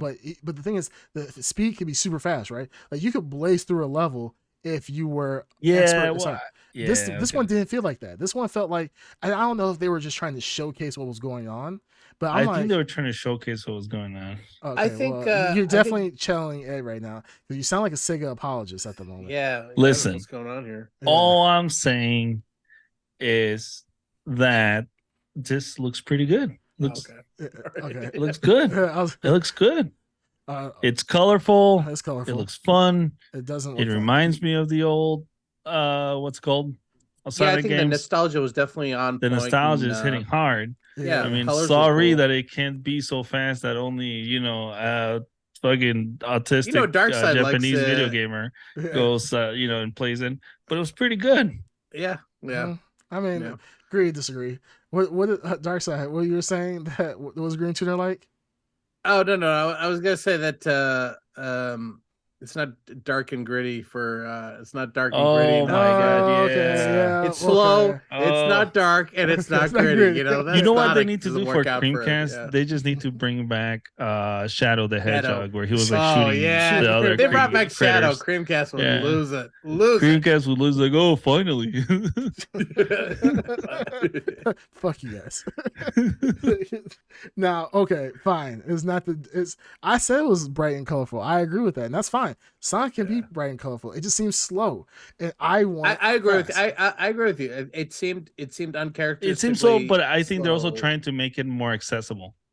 It is Maybe not definitely aimed everyone at enjoys what we it's enjoyed aimed at a back broader then. audience. And Okay. but the Yeah. one thing that threw me for sure is the co-op ability. Like Sonic, like you said, it's a game that just like you always play as one character, and the speed is based on how fast you want to go through the level. And Mhm. now you have 4 people.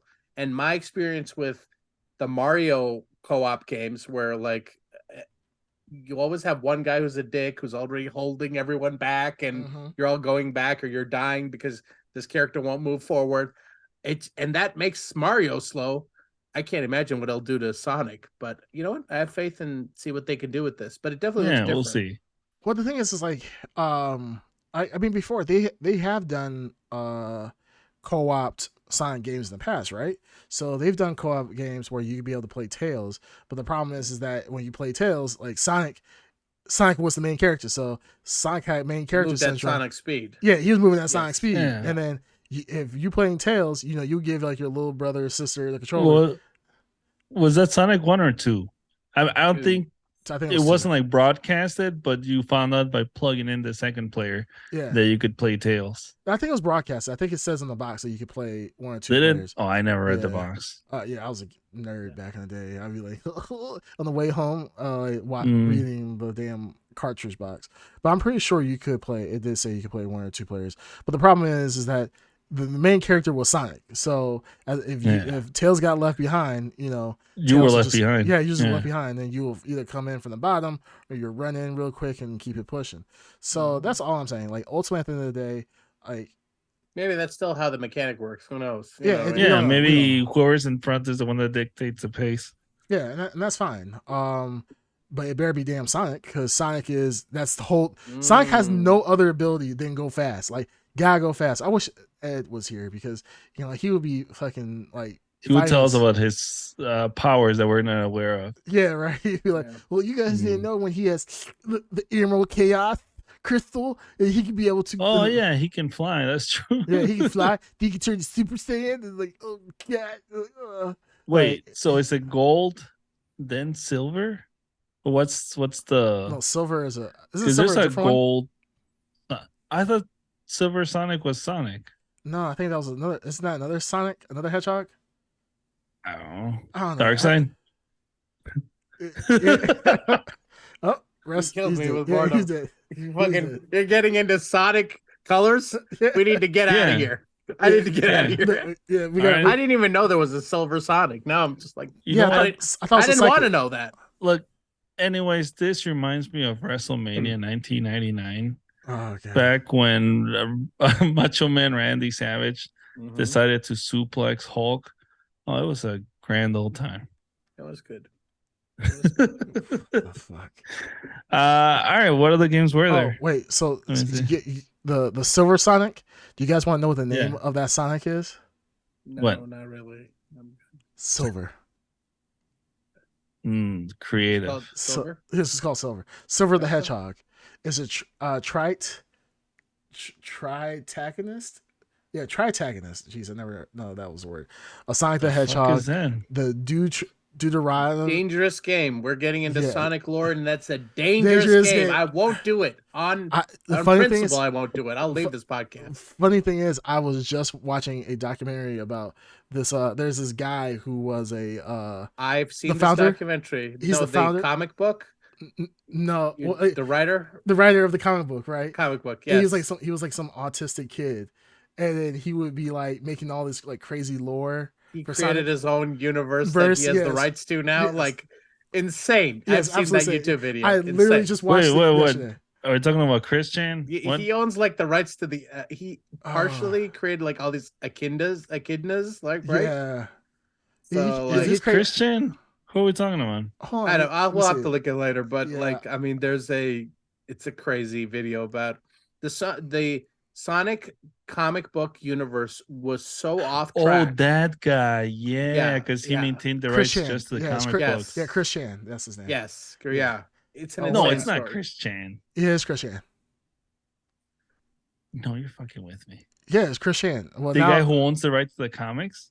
isn't that Christian? Is that the guy you're talking about? I don't know. but I No, think we were talking Christian about is the a same lol thing. cow. He just got released out of jail because he was talking to sleeping with his own mother.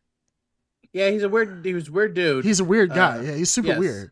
Yeah. But yeah, he's No, like, look, Christian is very artistic, to not say the word. Oh, all right, Very, so- very artistic. So I don't think he's the one that owns the rights to the comic book. He probably just maybe I know he does a lot of the lore, so he's really big into that. So like he created like a whole like subculture of Sonic stuff. Damn, why But is Ed not not here? official, right? It's not fit. I don't think it's official. Okay, But then it might be Christian because he got had there's a whole Sonichu. legalese. It's a long video, and it gets into like the Yeah. severing of the Sega from this. Like it became its okay, own thing. It okay, became a we monster. need to we talk about it after the podcast. Yeah, I'm very curious yeah. now. It's very crazy. Yeah, know. the guy that has the guy that owns the comic books, right? Just not Christian. The person, yeah, he still maintains the rights to the comic books for some reason. Mhm. But yeah, that's why Darkside was talking about like his universe is like way different than what Sega's vision of Sonic's universe should be. Oh, gotcha. Okay, yeah, we can talk about it afterwards when we can compare notes. And don't want to give Christian. It was not Christian anymore. It's somebody else. Because he transitioned. But yeah, we got. Oh man, I'm not gonna lie. I ran into this whole. I didn't even realize that Sonic lore went so deep until yesterday, last night. I was like, what the hell? What is this? I don't want to be that guy, but Sonic seems to attract a lot of particular people. It does. Every time you see some weird guy online, you know what I mean? Some like guy that likes to sleep in like a giant litter box or something. Yeah, something They're weird. always into Sonic. Sonic does it to people, so I hope that the Sonic game, just like someone we know, he's very special. Yeah, he's very special, and he's drawn to Sonic. Yeah, it does bring a weird crowd out for sure. Furries love Sonic. I don't know why, but they love. Men, children love Sonic. They love hedgehogs for whatever reason. Well, transitioning from this, we'll carry this conversation offline. Yeah. So let's go. Let's talk about before we get to the Xbox one. Let's talk about Ubisoft and Capcom really quick. Sure. Capcom. So I didn't see this one, so you guys will just have to take it from here. I only watched Summer Games and what's it called? The Xbox, yeah. Xbox, yeah. Okay, so I'll talk about Capcom really quick. Capcom, wow, what a piece of shit! It was that bad. I was gonna say I thought they were gonna give it to you. Yeah, it was trash. What is the Capcom thing called? It was Capcom. He put Capcom Showcase. Yeah, Capcom Showcase. I think it was very generic. It was not that good. And the thing is that they literally just posted more videos of stuff they've already talked about. So that the one game, I don't know if you guys remember. What's the game? Pragmata, yeah. Pragmata. They announced. This was announced during the PlayStation 5 sizzle reel for the first sizzle reel of games. Yeah. So and it's been absent since then. Yeah, it's been absolutely absent. Well, it came back and Capcom said, "Oh, just want to let you know, by the way, hey, we didn't forget about the game, but the game's been delayed and we don't know. Definitely, we don't know, but we're gonna give it to you. Like, why the fuck? The space game curse. Yeah, it really is. It really is. It was crazy because it's like, why would you bring that? Like, I wouldn't just said nothing. I was just kept my damn mouth shut. Like, we've seen so many times where I'm sure people have forgotten about that game. I forgot about the game. I was like, what the fuck? I was like, I didn't even know what this game was, to be honest, until right now. I was like, is this like Death Stranding 2 or some shit? Like, I didn't know what it was. And I was like, oh, is that one game? Why the hell are you telling me it's been delayed? And it's like, the thing is, it's like, why is that part of your showcase? Like, you just don't mention it at all. I was like, whatever. There's always a studio that decides to do a showcase, and always you're like, why did you do it? There's nothing for you to show. Yeah. Every year there's somebody, like last year I think it was Square Enix. Somebody does it who normally doesn't do a showcase, decides to do a showcase, and they got nothing to show, and you're like, why? Yeah. What was the point of this? Capcom shouldn't have done a showcase because Street Fighter 6 is already out at this point. Why are you showcasing a game that's already out? That's dumb. Then you have... Was it DLC? What were they showing? I forgot what they. Honestly, I forgot. Okay. It's just the fact that they're showing Street Fighter stuff. Like, why? Like the game literally came out like 2 weeks Yeah, ago. they're just trying to get it, more promoted more. Sure, that's maybe. totally fine. Then they show Weird though. Exo Primal.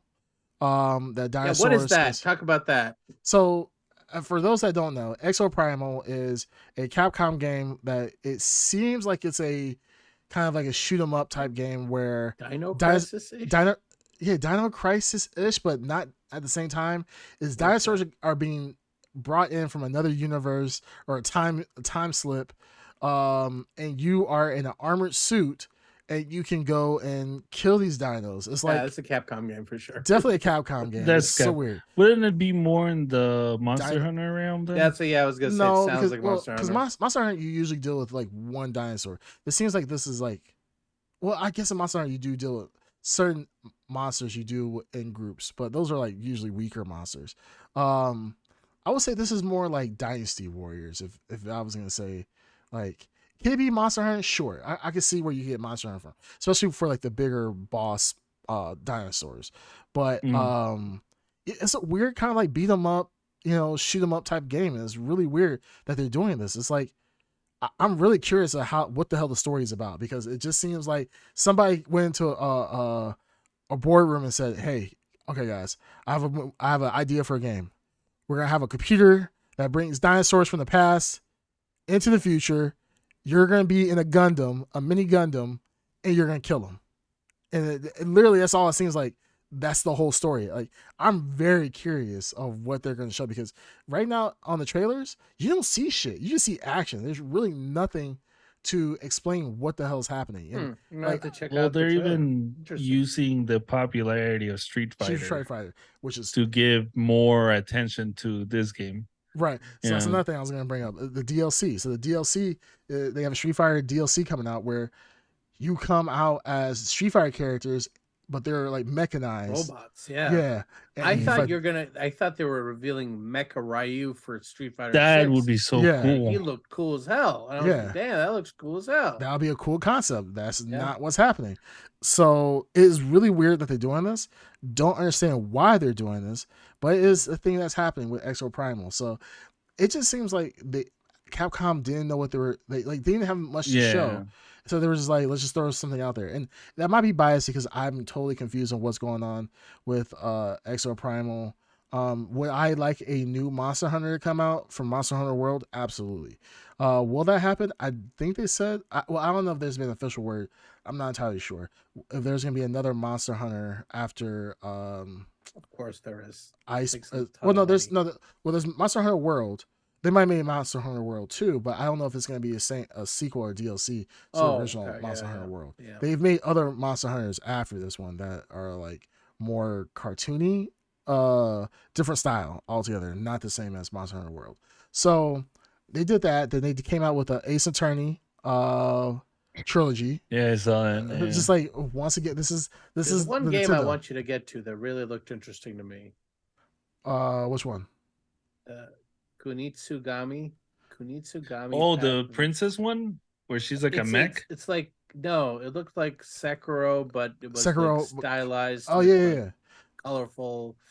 I was gonna talk about I forgot the name of it, but Kunitsugami. That's the one I just looked up. They showed that at Xbox first. I don't. Path of the Goddess. Path of the Goddess. Here we go. Yeah. I did not. I'm like, just give me Onimusha. Let's stop playing games at this point, Capcom. Why the fuck are you just not giving us Onimusha, whatever? Do a remake of it and give us that. Why are you doing this new ass game that just doesn't seem necessary? This seems like a Japanese game that will only be released in Japan, but for some reason they're importing it out to the United States. Yeah, I don't get that. I think, like I said, it was a very striking stylized trailer. Of what they showed, really, like that was the only thing that stood out to me. Yeah, that's the only thing that stood out to me too. And like I said, I saw it. I didn't watch the Capcom showcase, but I saw that it was on there. Mm-hmm. But it was, spoiler for earlier, it's one of the highlights, one of the few from the Xbox showcase for me was a Capcom game. So Yeah. Mm. Honestly, it wasn't that great. Interesting that you didn't think it was that much hype. Okay. Yeah, I didn't think it was that much hype, honestly. Because the thing is, when I saw that game, I thought I was like, I'd rather have an Onimusha. To be honest with you, I loved Onimusha 3 is probably one of the greatest hack and slash type games of that type of style, especially during the PlayStation 2 era. Was that PlayStation? I think it was PlayStation 2. That might have been PlayStation 3. Yeah, I think it's PlayStation 2. But it was a really, really great game. And I love the Onimusha series. Even with Onimusha 4, I thought that was a great game as well. Yeah, I wish they would revitalize that series. And when I saw that, I was like, Capcom, just give us what we want. Like, it just seems like if we worked for Capcom, right, we would come up with literally the greatest ideas of all time, right? We would go and be like, Capcom, make Power Stone. Capcom, make Onimusha. What Capcom, didn't they do Rival Schools as well? Yeah, they did. Yes. Rival I was Schools. gonna Yeah. ask, did Oh, they do Bloody Roar? No, they didn't do Bloody Okay. Roar. I think that was they did a Nam- blue I Bloody think Roar. I thought it was Namco. Yeah, it could have been that. Let me see. Bloody Roar. I'm pretty sure they didn't do. If they did, that would be surprising. Let me see. No, but yeah, Power Stone for sure is Yeah. easy W for Switch for sure. Konami. Konami. I was gonna say Konami, but it didn't Oh. sound right. It didn't sound right either. I was like Namco. Yeah. Yeah, but Okay. Konami. Konami was a different beast back in the day. You know what I mean? Yeah. They did a lot of different things. I see what you did there. Mm. They're different beasts. Dun-dun-dun. Yeah, right. Yeah, they have. I'm looking at the list right now of like games that are notable. Dead Rising. Has there been a Dead Rising at all? Yeah, they did Dead Rising where they went and Dead Rising 5 or Dead 5 or 5 or something where they went back to like the original characters and so forth, and yeah, they've done Dead Rising recently. Okay. So yeah, no, I think that was it, right? Yeah, that was it. Outside of that, there wasn't really much more to really talk about. I felt like the Capcom one just felt like it didn't need to be done. It should have just been. They should have just did like a showcase with Xbox and PlayStation and kept it moving. They really didn't need to do a special showcase. I didn't think. So yeah, Capcom, Ubisoft. So Ubisoft did kind of a only thing that was really noticeable for Ubisoft, I would say, was Prince of Persia. So yes, I guarantee that's the only thing I was going to talk about. That looked really good. Yeah, that's the only thing worth talking about. I thought in my mind. Glad to see it back, and it looks fun. Yeah, it looks fun. I don't mind that it's like not the cutting artwork edge style. Yeah. I think it looked fun to play. That's what got me. Yeah, so, I agree. And then nothing but Assassin's Creed. No, well, we're skipping over something. The Xbox Ubisoft came after the Xbox Showcase. Xbox Showcase revealed a new Star Wars game, and Ubisoft is making it, and they showed more at the Ubisoft presentation. Yeah, they did. So I guess we could jump to the Star Wars since we're talking Ubisoft. Did you guys watch Outlaws? it? Yeah, I watched Outlaws. it. Yeah, Outlaws. Yeah. I watched it. Nothing. Like it did nothing to me. I actually the trailer. The trailer didn't do nothing because it just seemed didn't do anything. I have no interest in this game. I don't have I would say I have like extreme interest in the game. I thought that the actual gameplay looked okay. It looked okay. It didn't make me like super hyped. It didn't make me like, oh my goodness, now I have to get this. This is day one buy. It just seemed like another Star Wars game, personally, especially. Well, I think that's my point is, I think this game missed about by 2 years its projected date of where it would have made a huge impact. This would have been a great game to come out during like the Rogue One era of. Well, not even that. Like you have an excellent Star Wars game, Jedi. What was it? What was the first one called? Jedi. Not Survivor. That's the new one. Jedi. Fallen Order. When Fallen Order came out, and the appetite for Star Wars games was, I think that first game had created an appetite for Star Wars games. Yeah. So I think that Ubisoft, if they hit it right after that, you would have had like a big, double whammy. But I think Jedi Survivor just came out, and I think like a lot of people have been satiated by Star Wars for now. You know what I mean? And now Yeah. this trailer hits, and hey, I might be in the minority, but I didn't. It didn't do much for me. Not to say that the game doesn't look interesting. Um, it just didn't hit. You know, it was like it just kind of passed over me. I was like, okay, um, yeah. So I mean, for Ubisoft, for me, didn't do much. But I don't know if you guys still have any thoughts about But Star Wars. But well, um, not about this one, but did that game ever release the one that was made by the guys who did Heavy Rain? no, Which game? no. When is that coming out? That The one's the one that Star Wars interested game me. by um what are their faces for? They make It's like a yeah, Heavy story Rain. based game, I I assume, forgot right? their name. Heavy French Rain. company. Let's see. I was such a follower of their games. Quantic Dream. Quantic Dream. Yeah. No, the Quantic Dream Star Wars game is just that one trailer is the only thing that exists. That's it. It was Yeah. such an interesting trailer. Yeah, I'm down for it. I don't think we're gonna see anything from that for a long time because they take their time to make games.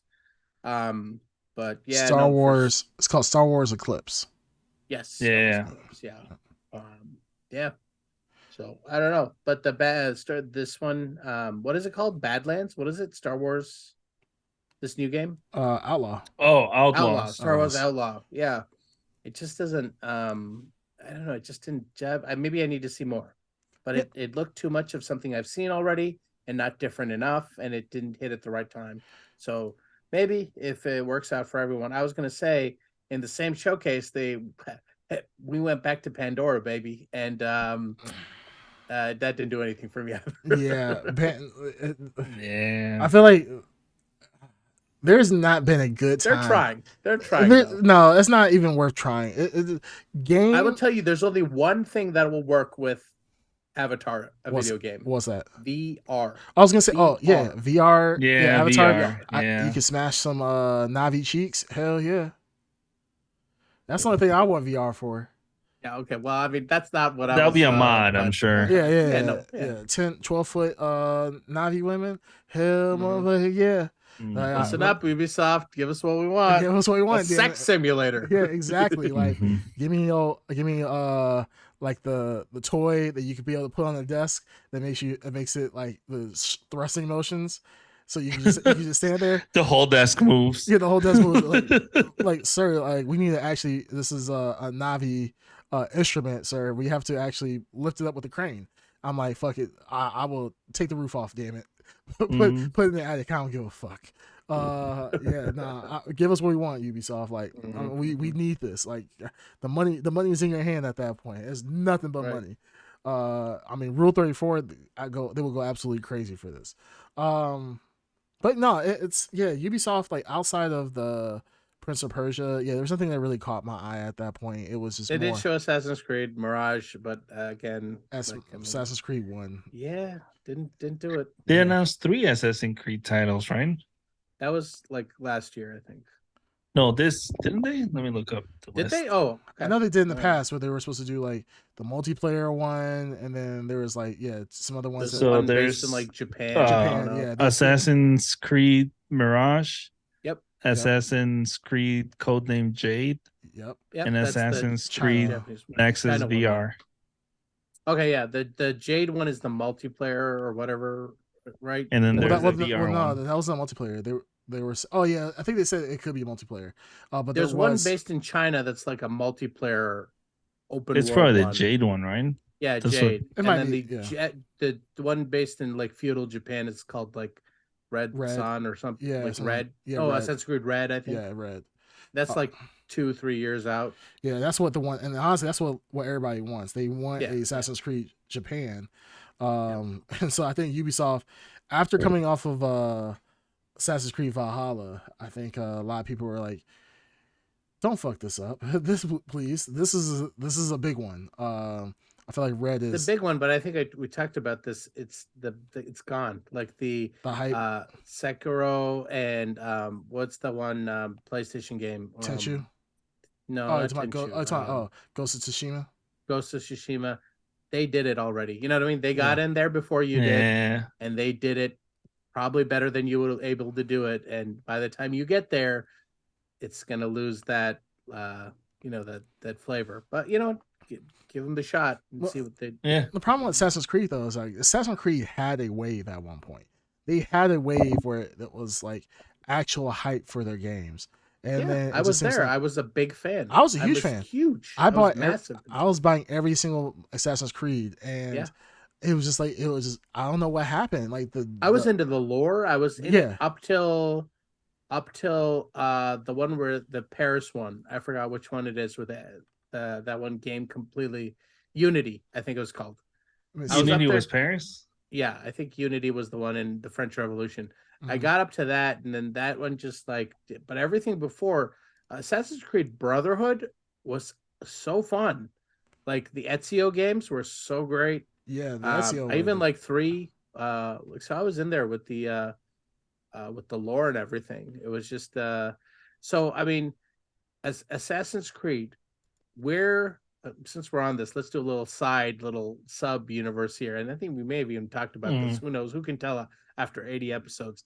Um, uh, where do you guys want? Where do you think the next place would be?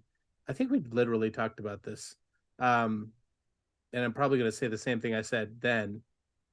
I think that Assassin's Creed should go. They should take their game to the Wild West, mm-hmm. and that would be like, I mean, Red Dead Redemption has kind of done it, but they Yeah. haven't done it in the style of Assassin's Creed. And I Assassin's think, Creed. yeah, I That think would be that would cool. be, yeah, that would be an interesting one, like American Wild West Yeah. Assassin's Creed. I'm trying to think of where else. Like, I mean, obviously, I'm a little biased, but I think colonial India would be really cool under the British rule. That would be cool. Yeah. That would be cool. But I can't think of where else they could do this damn game. I mean, they could. I wouldn't be if they did Assassin's Creed like if they did something with like Mayans or something like that. Yeah. That would be kind That'd of be cool. cool too. Yeah, Dude, dude, I think we talked about this because this is all very familiar to me. yeah, I mean, I think Aztecs or Mayans would be Aztecs, cool. Yeah. Mayans. I think that would be very cool. And because the thing is, you have to get eventually to modern era. So once you get to But they've been avoiding it so much, like they've been just like, we don't want to go to the modern era. well, because they screwed up. They screwed up this. It seems like I stopped They did playing. screw up the story. Yeah. I stopped playing around Assassin's Creed. I was looking at. I just had it up. It's when 3 Miles, right? Miles' story ended, or Desmond. Sorry, Desmond, is it Desmond? yeah. And then Desmond's story Desmond. ended. story Yeah. ends, yeah, and then you're There like, what was the fuck? there was such a nice little mystery that seemed that it was gonna wrap up, Yes. Yeah. right? Yeah. Yeah. And now they just completely threw it out the window. They're like, forget this whole thing about aliens, and the crazy restarting thing is, civilization. Yeah, all that stuff with the apple and everything was so Yeah. good. Yeah. Yeah. Assassin's Creed. I just don't understand what the hell happened because it's like Assassin's Creed was. I mean, obviously it was good enough. They made a movie about it. So it's like you have one of the hottest actors at the time, Michael Fassbender. Fassbender, yeah. You can't mess with the Fast. Like the Fast, like even though the movie wasn't, it flopped overall. Like Terrible piece of garbage. Yeah, but movie. Michael Fassbender, he's a great actor. We all know Yeah. that. So the fact that it flopped it just shows you the trouble that Assassin's Creed has been in. And outside the Ezio storyline, Mhm. it's like really there's not much. Like, that's what people cared about, and there was so much lore and things you could have did with that. I'm looking right now, Assassin's Creed Chronicles Russia. So like they have Assassin's Creed Chronicles India. Yeah, the Chronicles are like 2D, Yeah. like small projects, which are cool. I wish they did more of those because that was a cool idea. But yeah, I think they just fucked it up. They fucked the story up, and it's just crazy. Like it could have been so. This could have been a franchise that to this day we have people talking like. It could have been on the level of like Halo or like early Halo or something like that, or what another good one like Resident Evil. Resident Evil has a storyline that even though it's convoluted with the extra movies and all this other bullshit, but like the story for the most part has been continuous throughout, and that's been really cool. Like Assassin's Creed could have been that, but they somehow fucked it up. But yeah, I'm not excited. Resident So, Evil like- has you said like a story you can understand overall. Yeah, for the most part, I think Once Upon a Time it did. I will say Once Upon a Time. Well, if you take out 6, so you take 6, pretend 6 didn't happen. Resident Evil 1 through 5 has a cohesive story. It has a story. Yeah, the first couple. Yeah. And then when you go to 7 and 8, their stories continue on pretty much from like 5. So I'll say 6, just disregard 6.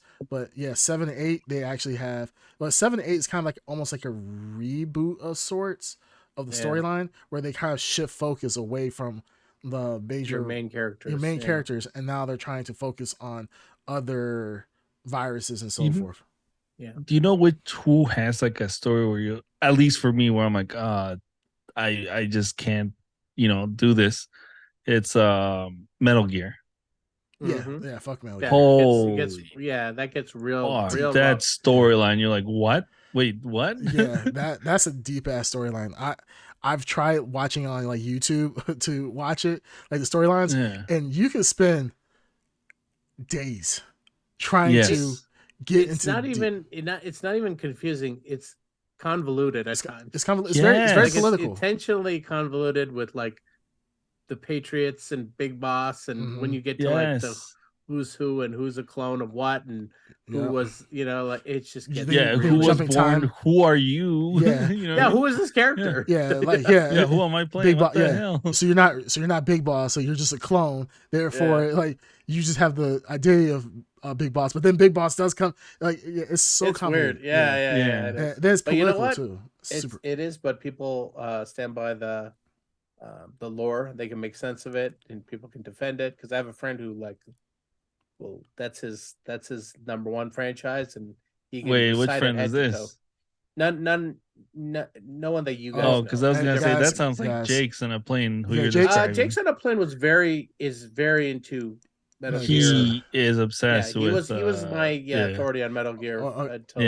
Guys, we need to table this talk. We can't talk about this no more. Bandito Mac has said, and it's official, he will accept 0 Metal Gear Solid slander. So, I mean, I'm not. No one's slandering Metal Gear Solid. No, I'm amazing. I'm just saying the story's hard to follow. And that's not insulting to say that its story is hard to follow. It is hard to follow.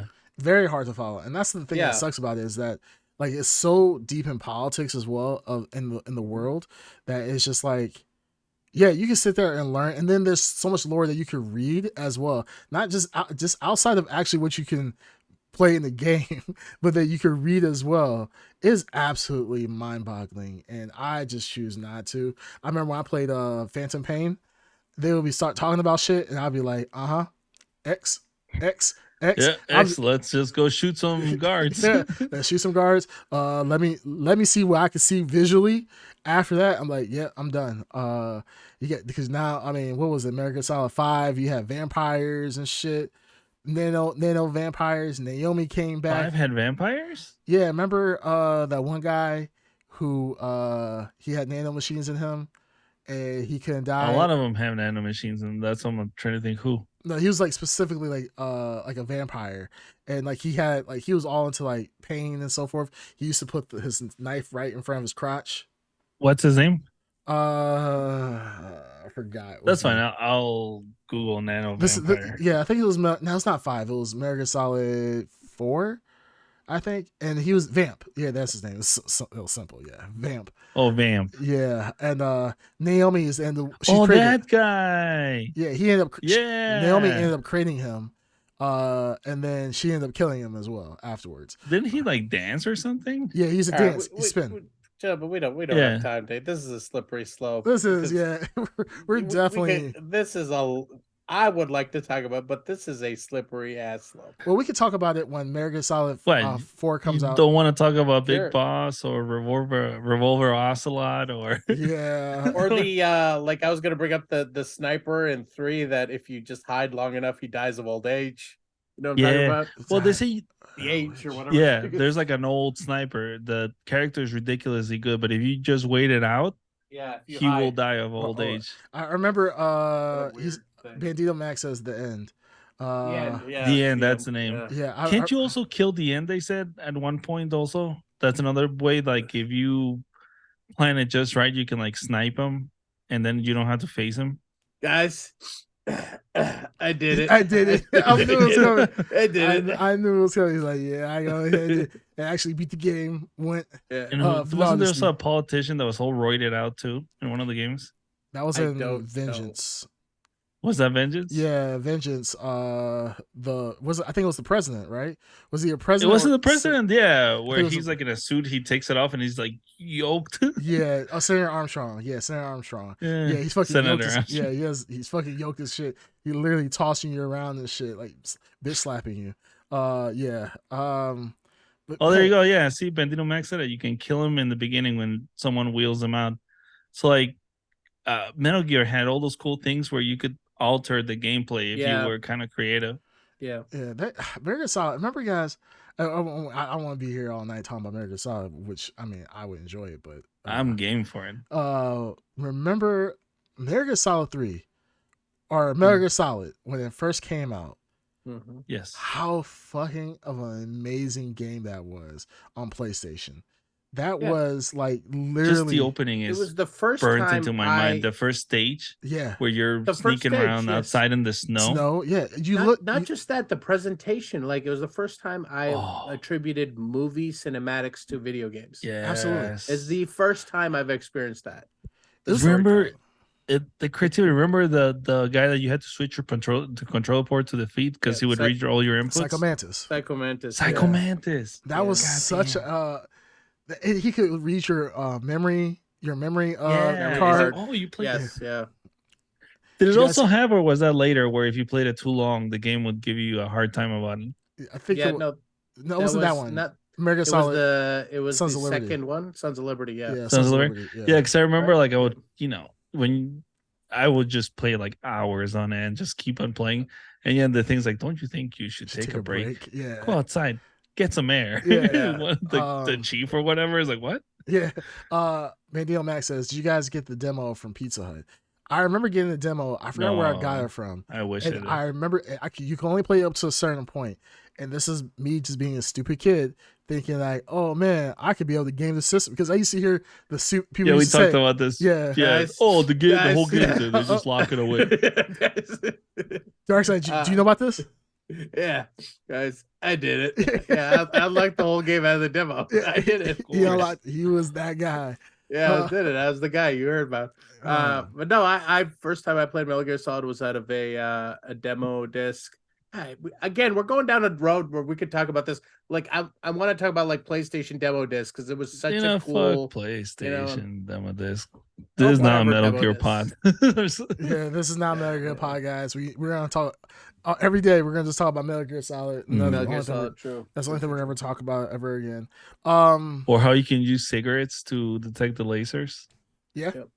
No, I remember. Yeah. Oh man. So I remember like playing regular the Metal Gear Solid, and I remember like in the beginning stages of and when you're out in the snow, like there's the Yeah. direct. You can always go like the direct route, right? You can go the direct Yeah. route, just go in, but Yeah. then you could go into the vents and then go into like secret Yep. entrances instead. Such a cool ass concept, and like we had never gotten a game like that. Well, at that time, we didn't have a game like that. Yeah. We didn't have anything close to it. So the fact that we Or a had it- mainstream game. mainstream, yeah. Yeah. So yeah, that game was just amazing, and like it told cinematically, told a story that we have never had it before. I remember back in the day, where like was it Vulcan Cannon? Yeah. You had Sniper Wolf, like when the Yeah. wolves would come out and so Yeah. forth, and then you could leave and then you come back, and you find like her body's been covered up. Vulcan Raven, there we go, Vulcan Raven. Like you had these guys that like they were mercenaries and all this other stuff, but it told a very sweet, like not sweet story because it sounds sus, but it told a very compelling story. Psycho Mantis, like it just felt grounded in reality so heavily. It was just such an amazing game. Like fuck, man. Like I was hoping that when they were going to announce like America instead of Snake Eater, I thought they were gonna announce America Solid. And if they were going to announce that, We talk about this. We think that Yeah. that's still. Those a rumor. are I'm gonna some stick to big it. shoes to Blue fill. Point. yeah, Blue Point is doing the remake for. I'm hoping. yeah, I'm That has hoping. been the rumor. Yeah, I hope that they do. I feel like America Solid. You give me that. You give me Sons of Liberty. I would be absolutely happy in heaven. I played the hell out of Sons of Liberty. Um, Phenomenal game. You know what they need to bring back? And I don't know if they had Splinter Cell.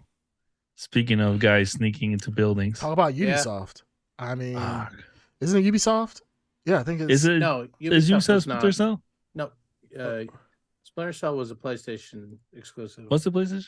I don't know if it was Ubisoft though. I think it was, It was- Ubisoft. Splinter Cell was a Let me see. I'm looking. PlayStation exclusive. No, No. Yes, Splinter Cell Ubisoft. is Ubisoft. Yeah, it is Ubisoft. It Yeah. is You know what Ubisoft. I'm thinking? Okay. Of? You know what I'm thinking of? What? Siphon Filter? Siphon Filter. Siphon Filter. Yes. Fucking Splinter Cell Siphon Filter in my Yeah. mind. Yeah. But, hey, those are two. That's another franchise that like bring that back too. Exactly. Yeah. Like these. Like what the? Why What are the we fuck? running these studios? And Yeah, these Or publishers? Nightmare Creatures. Tell Give us me back now. Nightmare Creatures. I think there's Yeah, just sure. so many. Yeah, I mean, The he always- Bubsy, for God's sake. Bubsy God 3D, damn. goddammit. I want my Bubsy. Next, we'll be like, let's bring back Gecko. Like, Gecko. I mean, Gax, you mean? Gex. What's the name Oh, of yeah, that? Gex, I'm sorry. Gex. I don't know why I'm thinking Gex of the that. Gecko, What's the name of sir. that Gex the PlayStation 1 game with the caveman with the purple hair? Tonka? Is it Tonka? Oh, Yeah, Tonka. Bring that back, God damn it. Yeah, Tonka, yeah. Tomba. Call us. Tomba. Call us, Japan. Tomba. That's what it was. Tomba, Exactly. yes. Yeah, jeez, like there's so Christ's many. sake. Like, fuck it, let's bring Jumping it Jack. up. Spyro the Dragon, why not? No, Let's just well, go. Spyro. They already got Spyro back. Let's do Jumping Jack They Flash. got Spyro back? Yeah, Yeah, Spyro. Oh. They Spyro's been remade. back. Didn't Yeah, they you guys- remake it? Yeah, they remade it. Yeah, do you guys Oh. remember Jumping Jack Flash? No. Yes. From- Yeah. What a yeah. weird ass game. It was a weird game, but it was fucking cool as hell. Jumping Jack Flash? Yeah, Jumping Jack Flash. Earthworm Jim, speaking of good weird games. Yeah, we'll. All they'll right, probably never let's do that. get back on track for God's sake. shut up. Hard veer You- off here. did it Shut to the us. fuck up. You Listen. did it. All Okay, right. let's talk about Xbox. Yeah, Well, we let's got get Xbox. to the main Yeah, event see the here. main event. Boo. Boo. Oh yeah, Xbox. Oh, well, we got Dark Side. Shut the hell up. Yeah, so, I representing. got to for- rep. I got to rep. The I got a X rep. Bizzle. Fred Underground. Yeah, sure. Yeah, Ed Underground. He's being channeled in right now. Guns to the air, my friend. Yeah, right, baby. Yeah, baby. So, Baby. yeah. So Xbox did their Mhm. big reveal. Now, before we talk about Xbox, we got to Oh. talk about the pre-Xbox hype. Okay, before the Xbox Yeah, the year of the showcase, Xbox. We're going back then. Yes, as we know, 2023 is the year of the Xbox. Yes, Yeah. sir. It is the year of the Xbox. Yes, sir. Now, Yeah. before, so as we know, PlayStation Showcase occurred. It Mhm. was not great. Everyone, like, people dunked on it. Even Xbox decided to dunk on it. Yeah. Put out a little spicy tweet of their own. Mhm. Then the week leading up to this showcase, and Ed Underground put it in our chat, Xbox very confidently declared that they will not show any kind of CG trailers. All their first party Oh, games just will all not gameplay? have CG. There'll be solid gameplay, baby. Did they say And that? it was a big, it's a tweet. You can scroll up in our chat. I think Ed Underground captured off the Instagram. Very confident ass Xbox, which they had to, well, they'll have to respond to it afterwards, and they did. But yeah, we did not get that. Spoiler alert. And you know what? Speaking as a Xbox super fan, I have to have to call it like I see it. You know what I'm saying? I'm certainly not a Alright. double agent, but no, yeah, they did say that they will not show any first party CGI trailers. They said it was all going to be gameplay. Baby, I believe is the exact quote. Shit. When did I guess I missed this because Oh yeah, I guess everybody. everybody. I guess everybody I missed thought this. they were like because- dumping on. They were like literally hyping up their own. And then when the Xbox showcase starts, okay, let me tell you guys this. And I've said this before, and we've all said this before. I will miss all these showcases, these live streams, events. They're not as important as one thing. It is watching an Xbox showcase presentation on the Ed Underground stream. There is nothing like it on earth. I will Yes. miss every Nom, nom, nom. stream ever. Num, num, num, num, num. Yes. If oh my god, and Num, num, num, Richard num. was I in ate there. that shit up. It was so good. And it was- just dude, wait, hold real quick. oh, I should have been working. I said I have a family emergency and went home. I can see. You cannot miss You Ed cannot. Underground streaming an Xbox showcase. Man. With every thing that started world premiere, War, Xbox, and then Xbox Xbox first party exclusive. Studios. Oh, Yeah, Xbox and it's like, Studios. just waiting for You know what? fucking You know what? And of Killer course, Instinct song me to and come Green on. Tuner in the chat fueling the fire. Yeah, we're both like, oh, KI for sure. This has to be KI. And I missed it. I forgot how I missed. Because wait, it happened like super early in the morning, right? It happened like 8:00 in the morning, and I ended up missing it. And I got so upset. I had never watched the actual showcase on Ed's channel. I wonder if it's still there because I watched the VOD might still be up. Yeah, I'm gonna check to see if the VOD's there because I watched it because I was like, oh, I missed Ed's thing. I was like, oh, I'm just gonna watch it. So I just watched it on my own, and you know what? You guys are right. I should have watched it with the. It's the only way to watch it. Well, the thing is like I wanted to. I think I was getting ready for work or something. Oh, it happened on like Sunday morning, right, or something like that. Yes, Sunday morning. So I was like, I just want to get through it. I forgot what else I was doing in my life, but yeah, no, I've realized the error in my ways. I should have watched it with the Ed Underground because I was getting annoyed because Ed was talking so much. I was like, fuck, I just want to listen. I want to see what Xbox does, but I need to see his reaction because I feel like there would be so much cope with everything that was released. There was. You know, truckloads. The last time they had that showcase, remember what happened when he watched it in person? We watched it live with him, the last showcase, and he was very disappointed in it. And then he did it again. I asked he did it again. Where I wanted the rating, and then we were like, "Now let's live with the show." And he rewrote history in the 48 hours between. Yes, he did. We were. And I was like, oh yeah, dumb. It was great. I was like, "What the fuck?" We were dumb. Yeah, because he did it this time too. At the very end, he's like, "Yeah, it wasn't the best showcase or something." He was. Oh, he was disappointed. Yeah, he was disappointed. Everything was like he was going lower and lower and lower. Like he was basically edging for the whole thing. Because like Darkseid said, it was like world exclusive, immediately followed by Xbox Studios. So Ed was just hoping against all hope that they were gonna release some kind of KI thing. And I obviously I watched it. Spoiler alert. Yeah, spoiler alert. Yeah, spoiler. And what made it worse is that Rare created a game that came out, and I'm not gonna lie, I sat there and I held my breath because I saw Rare and I was like, the fuck? I like, is this it? Is this the time that's been promised to us?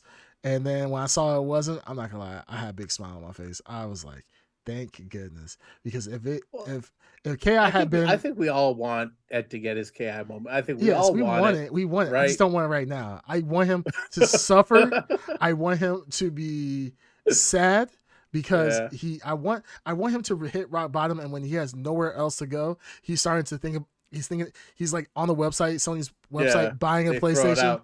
They throw it out right at the end. I do want Xbox to reveal it, but like as a info dump on a Tuesday in the middle of March. You know? Just a random, not even like a video. Just I want it to be like the last 1-2 second segment in a sizzle reel of also coming out. Yeah. So yeah, but it's like what show was that?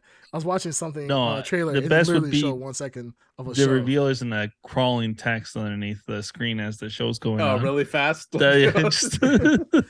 we just want to thank everybody in this KI. Yeah. All right. So tell us more about the KI. Or not the KI, the Xbox experience. So the Xbox experience, like I said, there's nothing like. I highly recommend the VOD, the Ed Underground VOD. But so I think Ed is a good. I mean, like I said, I'm only channeling the Ed Underground's, love of the Xbox experience. So right out the gate, they Xbox Showcase built this huge hype, this huge presence of you are experiencing a moment in history. They described Starfield as the greatest RPG ever made. Exact quote. Okay, did he say that? Yes, the lady in the front. Even Ed commented on, why are you hyping this up to like Xbox? And but was it Todd Howard? He said this was the best RPG.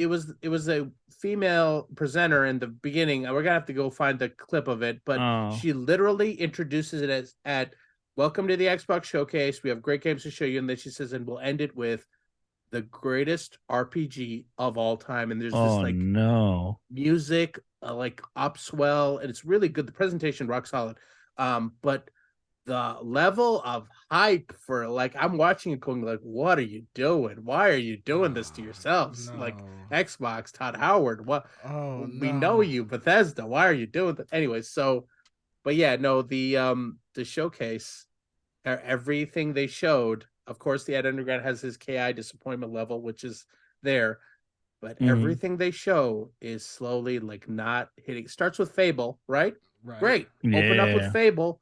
What did they tweet? We're not No. going to show any CGI CGI. It was trailers. nothing but CGI. That's all. What? It Well, was a no. straight up CGI trailer. Well, Now, they they put did. out a caveat later Mhm.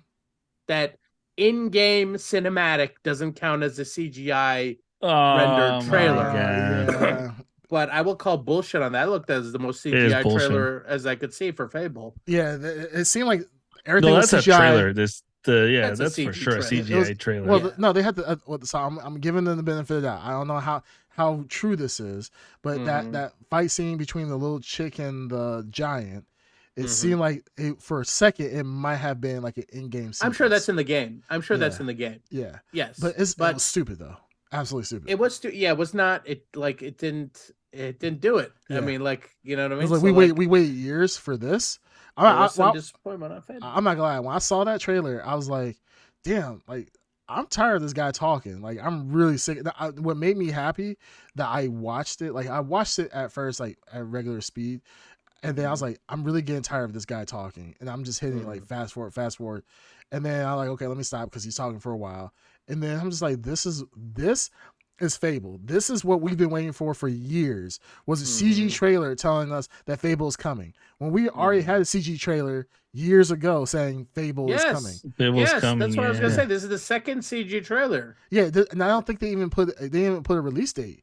So I'm just No. like, No, it's like in development coming. It's still soon. open ended. Yeah, so I'm just like, But again, why? going back to the thing where like they understand, okay, we got to show something. Yeah, I said this after the PlayStation showcase. I literally said this. Xbox, the bar is low. The bar is very, very low right now. Yeah, walk over the bar. It's a slam dunk situation. You have games in development. Show the gameplay, and like, I mean, so they hyped up, hey, we're gonna show gameplay. I was like, oh, okay, message received. It's gonna be good. They're gonna slam dunk this thing. For some reason, they with the like I said, I mean, what people wanted to see Fable, yes. Did absolutely. people want to see a CG kind of in-game cinematic? I don't think so. But I mean, I don't know. I'm not a huge Fable like old school fan, so I can't say if this captured the theme they were looking for. Did it hype you guys? I don't know. It didn't show shit. It really didn't show. Like we're at an age. But did it now. get you hyped? No, it did not do anything. And that's the problem is that we've played. I mean, we've been on like we played Fable since the original one, since it came out for Xbox. Like you are not showing me anything new where I'm just gonna be like, oh shit, like this is a totally different game. I have never seen anything like this. This is another CG trailer. I've seen so many hours of CG trailers in my life. This does not impress me. Like I'm not at a point where I don't pre-order games anymore because the games will look good, it look polished, and then be absolute shit. Like back in the day, that wasn't as big of an issue. Now completely rampant. This happens all the fucking time. So yeah, this didn't hype me up. This actually pissed me off more. So I'm like, you spent all this time, like you took away development time to. It seems like they were going in one direction at first when we saw the original trailers, and now they did like a hard turn. Yeah, because it's. I know I'm basing it on like just a teaser, but it seems like the teaser was very fantasy oriented.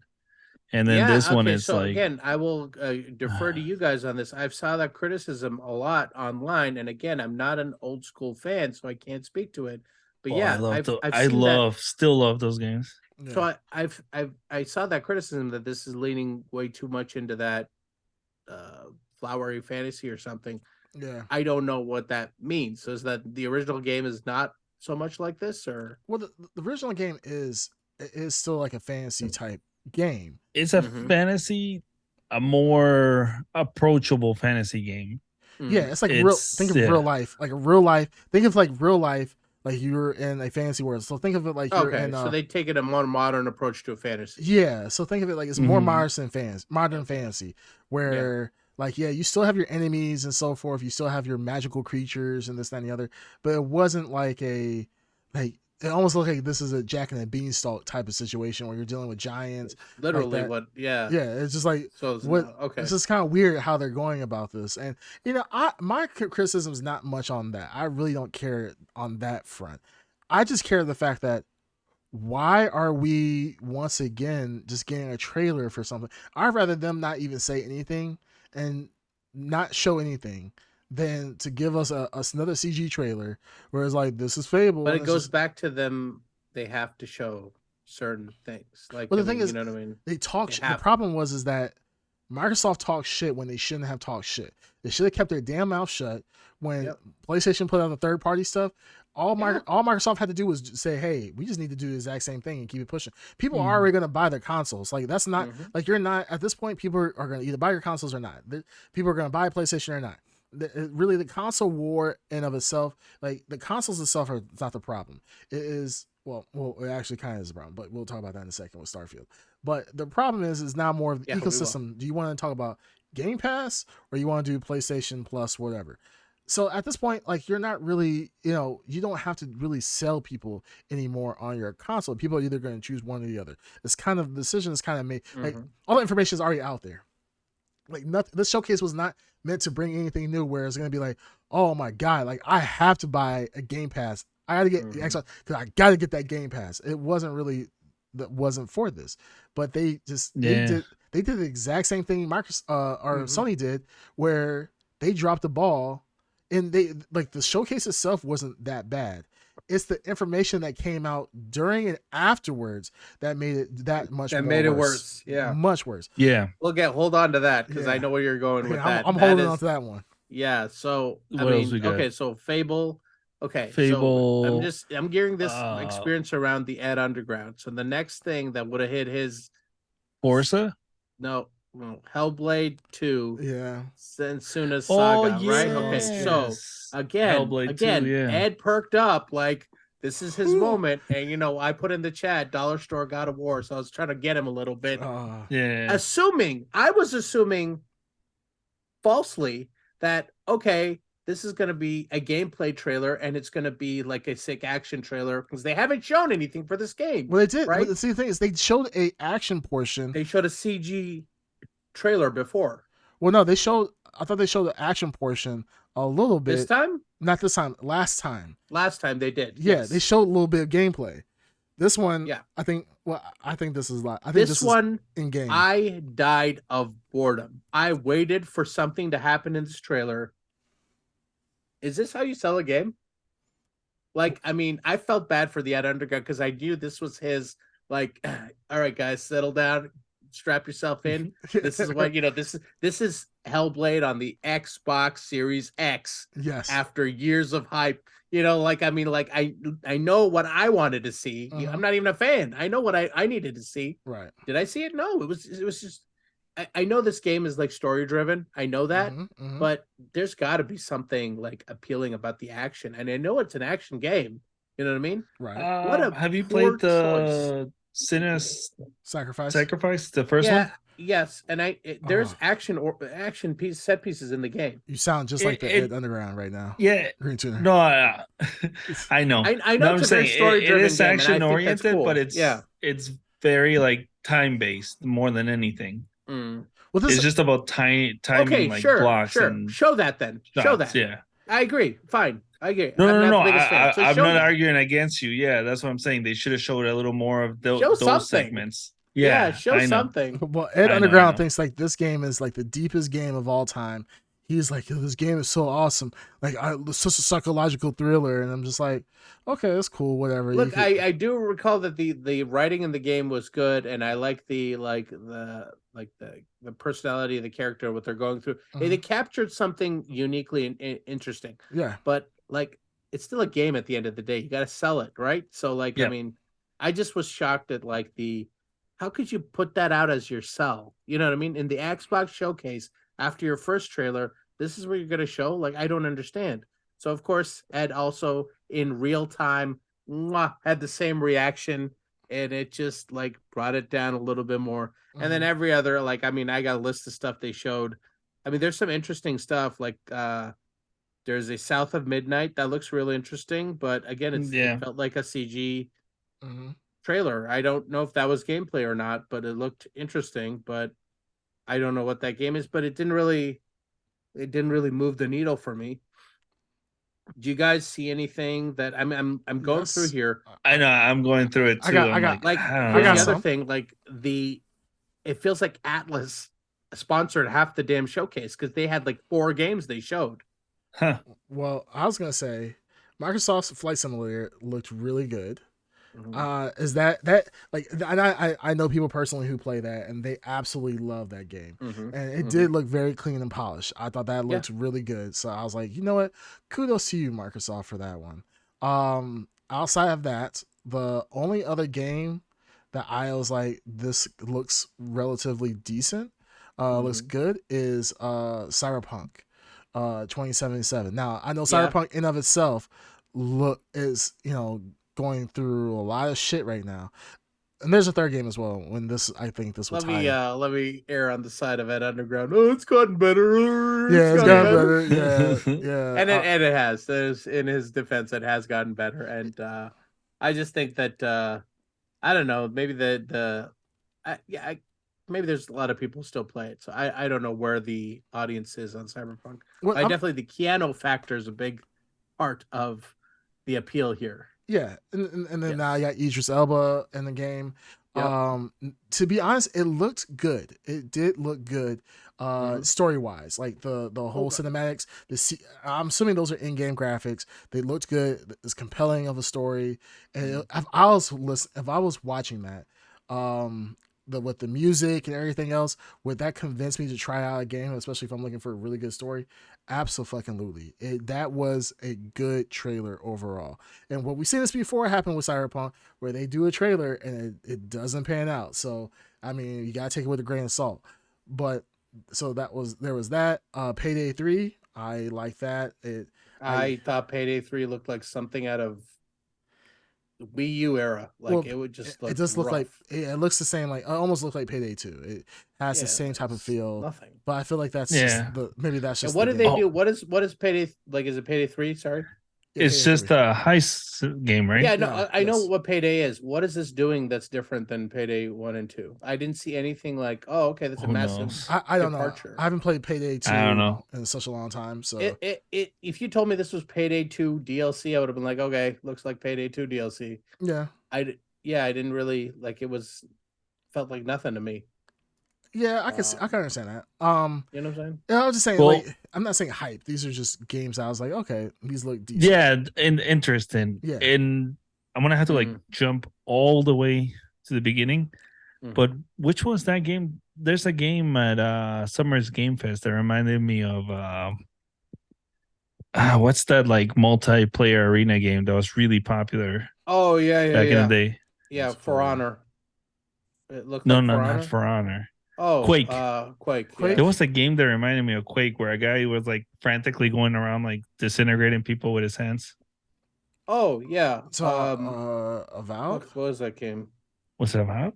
No, what was Avowed. Yeah, it was Avowed. Avowed? Okay. Yeah, it was like where you can control different types of magic and stuff. Yeah. Avowed. That looked cool. That looked interesting. Yeah, it looked interesting.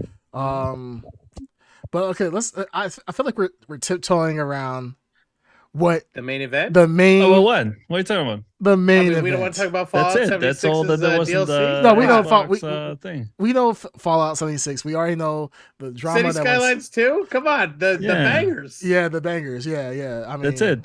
That's it. But that's all that Microsoft had. Let's okay. So all right, let's get into it. Let's get into the meat and potatoes. Starfield, the greatest RPG of all time. Starfield. I will link you the clip of it. Yeah, please do. I actually want to see this. Yeah. Insane. So Starfield. Yes. Starfield. We already knew coming into this, right, that Starfield was supposed to be the game of games, the opus magnum, the. Did he freeze? He's frozen. He's so hyped he froze. Oh, I froze. Look at that. Just the pure joy of you guys froze. Starfield. Just That's what it'll overrode do his to a motor man. skills. That's what it'll do to a man. It'll freeze you in Mhm. place. Can you guys see me? Yeah. I think they. Yeah, Yes, we now see we can you see you. now. Okay. I You think you went into a catatonic state. You Yeah. did. Where- see the thing is, you guys were frozen for me, so that's crazy. Oh, okay. I could hear you guys, but you guys were frozen. But anyways, Okay. so this is the opus magnum of games. This is supposed to be the end all be all of space faring 20 years in the making. exploration. Yeah, 20 whole years. Yeah, greatest game ever created. Starfield. I'm not gonna lie. My initial impression of it, I was like, this is actually not bad looking. This is actually a pretty nice looking game. It looks beautiful. The menuing looks awesome. The characters sound awesome. We don't know much about the story, but the story, it seems like they have a really good story in place. Like you could go to all these different systems. You have to customize your ship to go to different planets. You know, pretty typical explorations, like deep space exploration type games. That's part of the usual storyline. So Yeah. I'm watching this and I'm like, okay, this is not bad. I'm like, right now, because of Bandito Mac and he's an asshole for this, I've been playing Destiny 2 like crazy. Destiny 2, I played Destiny 1, stopped playing Destiny 1, and then started getting to Destiny 2 for a hot second. And then I stopped playing that back in the day. And then now I've put in 300 hours in Destiny 2 in the past like month or 2 months or whatever. I've been putting a lot of time into this game, right? Been playing with our buddy Jakes on the plane, Bandito Mac, and so forth. So I'm really cool. I'm really into the space faring games. I've been like Mass Effect. I played the hell out of Mass Effect back in the day. I love these type of games. So seeing this, I'm like, okay, this is on Xbox Series X. This is the current gen, top of the line what Xbox says Xbox the most Series powerful, X, the most powerful console. most powerful console of all time. State of the art. Remember all those teraflops they talked about? Yeah, it was just teraflopping everywhere. I mean, they're just exposing all the flops everywhere. Then so after watching this, I was like, well, you know what? Microsoft didn't knock it out of the park, but they did a really good job. I actually came out slightly impressed on the current state of the game. Lo and behold, I leave off the showcase, mind my business. Next thing I know, I'm on Twitter and I see. Thank God for journalists. Yeah, I see a hot topic, trending tweets in Starfield. I'm like, huh, that's weird. I'm like, are people just really hyped for Starfield? Like, this is crazy. So I click on it, and it's nothing but people dragging Starfield. And I'm like, wow, like did they watch the same like showcase that I watched? Did they like listen to the same things I listened to? Apparently I didn't listen to it fully because I found out that Starfield will not run at 60 FPS. It will run at 30. It is locked at 30. Locked at 30 on the Series X. Series X. Now I can understand if this was 4K. 4K locked at 30 FPS, right? But this is, I believe, I just want to make sure I'm saying this correct. It was 2K locked at 30 FPS, right? Or no, I think it's 4K. I don't know. I think it's 4K. 4K is locked at 30 FPS. Yes. Which is 4K. Crazy to me. Yeah, it's 4K. 4K is crazy. It's still, that's a lot of demand. But this is the most powerful console ever created and cannot handle. Hold on. Now, just wrap your minds around. I wrap your minds around what is being said here. This game, would anyone argue that this game is the ultimate, without a doubt, hands down, capital E exclusive that the Xbox Series X was made to run? Yes. Right? Would you, like anybody who, when did the Series X come out? How many years ago? Let's say 3? 4 years ago. 4? It sounds about right. 4 years ago, you bought it on the promise of the power of that console that one day, not today, young man, little Jimmy, not eventually, today. If you just wait. If you wait and you hope and you pray every night to Jesus and on the stars and every shooting star. To what's his name? Yeah. The Xbox guy. Yeah, what's his name? Phil Spencer. You pray to you Phil pray to Phil Spencer, Spencer. and you hold your Series X tight every night. That one day they will create a game that will meet that expectation. Mm-hmm. Arguably, with all the money you spent on the damn Series X, this should have been that game. And like I said, I watched the presentation too. Excuse me. I watched it too. I thought it was technically very impressive. I thought it was like there's a lot going on in this game. Very, very cool. Personally, the look of the game felt a little boring for me, and I think that's just because I don't gravitate towards these type of games. Yeah. And especially the NASA punk like look. Yeah. I like my I guess my space games to look more Spacey. space, yeah, Spacey, spacey, sure. yeah, Mass Effect-y, like Mhm. to look Mass more like Effect. space and aliens, and so this one's like taking a grounded approach, which could be real Yeah. cool, but it just seems It boring to me. have you That's guys me. played The Outer Worlds? No, Oh, no, I but haven't. I know This what is you're what talking that about. reminds me of. The Outer Well, Worlds. not only does it remind me of the Outer Worlds, like I mean, here's the other thing I was thinking. This is a really ambitious game, but Mhm. No Man's Sky beats you to the punch. Outer Worlds beat you to the punch. Destiny beat you. All the elements I'm seeing in the game you're presenting, which is combining all those things.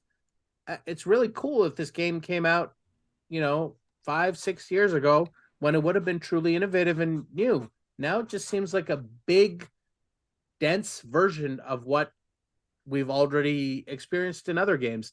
And it looks, to me, this is personal opinion, less visually appealing. I don't like, again, this is my personal opinion. I don't like big open world, huge open world games. I like open world games, but I don't like the massively immense open world games where you can just immediately do anything and go anywhere. It's not appealing to me. And this takes that idea to like 11. You know what I mean? So, like, Right. thousands of worlds randomly generated.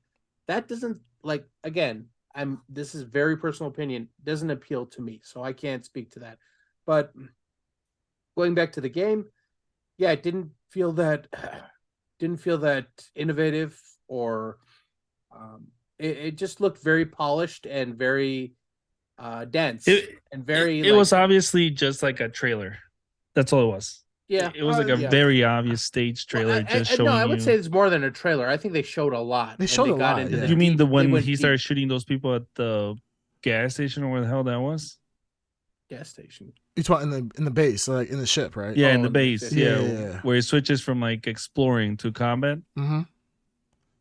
Is that what you're talking about, Dark Side?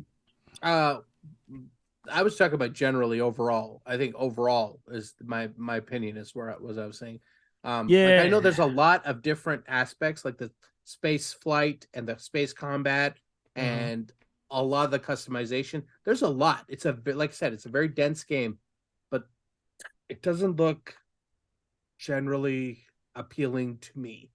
Sure. You know what I mean? So it didn't, and I'm not the audience for it, and that's not what I'm gonna go back. But like the game, going back to what Creamcast was talking about, it's just it's really shocking that a Series X game can't hit the is locked at the 30 FPS.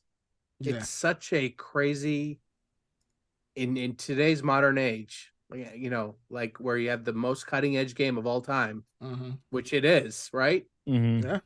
It can't hit that one thing, and it's not going to be the case on PC, right? It's going to be open. It's Yeah. Well, PC it's because of the S, right? That's why they're capping it at 30.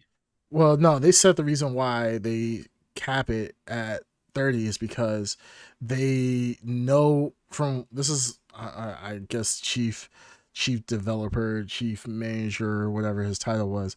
He said that the reason why it was Master capped at Chief. yeah, Master Chief, yeah. Mhm. He said the reason why is because 30 provides the most stable performance overall. And they say it's much better to have consistent frame rates as opposed to variable frame rates. So they will have frame rates. They said that at certain points the game can go over 60 FPS, but there's times where it dips below. So 30, since that will be the average that it can always hit, they rather cap it at 30 because the game is so expansive, which is a kind of for me, and this is the, I guess this is the biggest thing for me. Like, have I played games that are 30 FPS and been perfectly fine? Absolutely. But you would think that a game like this, a game that is supposed to be the the greatest game for Xbox. Yeah, this is supposed to be their flagship game. This This is the reason you bought a Series X. Sex, I yeah. can't, like, you know, Yeah, like, this is this is the Yeah. reason. And the thing Well, is, that and Fable for me. yeah, Fable as well. But the fact that you cannot hit 60 FPS on a flagship game, a game that, like you said, has been in development for 20 years. Like, if the game is too big, scale the game down. The Destiny Destiny does the exact same thing, where they scale the game down based on, Bungie said, hey, the game is too big. Like, if you were going to have everything downloaded, you're going to be going into probably into a terabyte level. Same thing for, like, they did the same thing for Call of Duty. Call of Duty started getting too big. They started deleting things. Like, hey, you don't actually need all these things because we're going to take content out and in and have it on a rotation so that you're not sitting here burning. You're not having to buy a hard drive specifically for our game. So if the game is too big, scale it down. Blow it up as you need to over time. Sunset older content as story progresses. Certain things you can't do anymore. Blah blah blah. They're it seems like this game is so ambitious that it's becoming over ambitious. And then, I mean, we're talking about this game like as if we played it. We haven't played it. We don't know how it's actually going to turn out. But this game is just crazy to me that this game cannot run natively on the console that is exclusive for that. Xbox needs a win. And this right now doesn't feel like a win. This feels like Xbox just fumbled the bag once again, and now they have to double down. This game has to be good for people to play on 30 FPS and just shut a lot of these haters up. The game has to be phenomenal. it has to do what they are setting out to do by holding it back at that 30 frames. If they're going to hang their hat on, the expansiveness in the game, and like you said, they can't sacrifice anything. It all has to be part of it. And yeah, you're right. It better all work the way they are saying it does. And everyone here knows a Bethesda launch game does not have that capability, especially one that is the most ambitious one. Hey, maybe they had a breakthrough and they figured it out. Who knows? But it just seems like you're right. They have like a tray of stuff and they keep stacking stuff on it. And they're like, okay, it's a lot, but like, are we all erring on the side that it's gonna be a flop? I don't think it's going to be a flop. I just think or it's not going a to come flop, out of the but gate a disappointment. Let's say, sorry. Yeah, I think it's going to come out of the gate with some unforeseen issues. This game, if there's any game that's ever been a game that's in progress at all times, this is the game that's never going to be fully complete.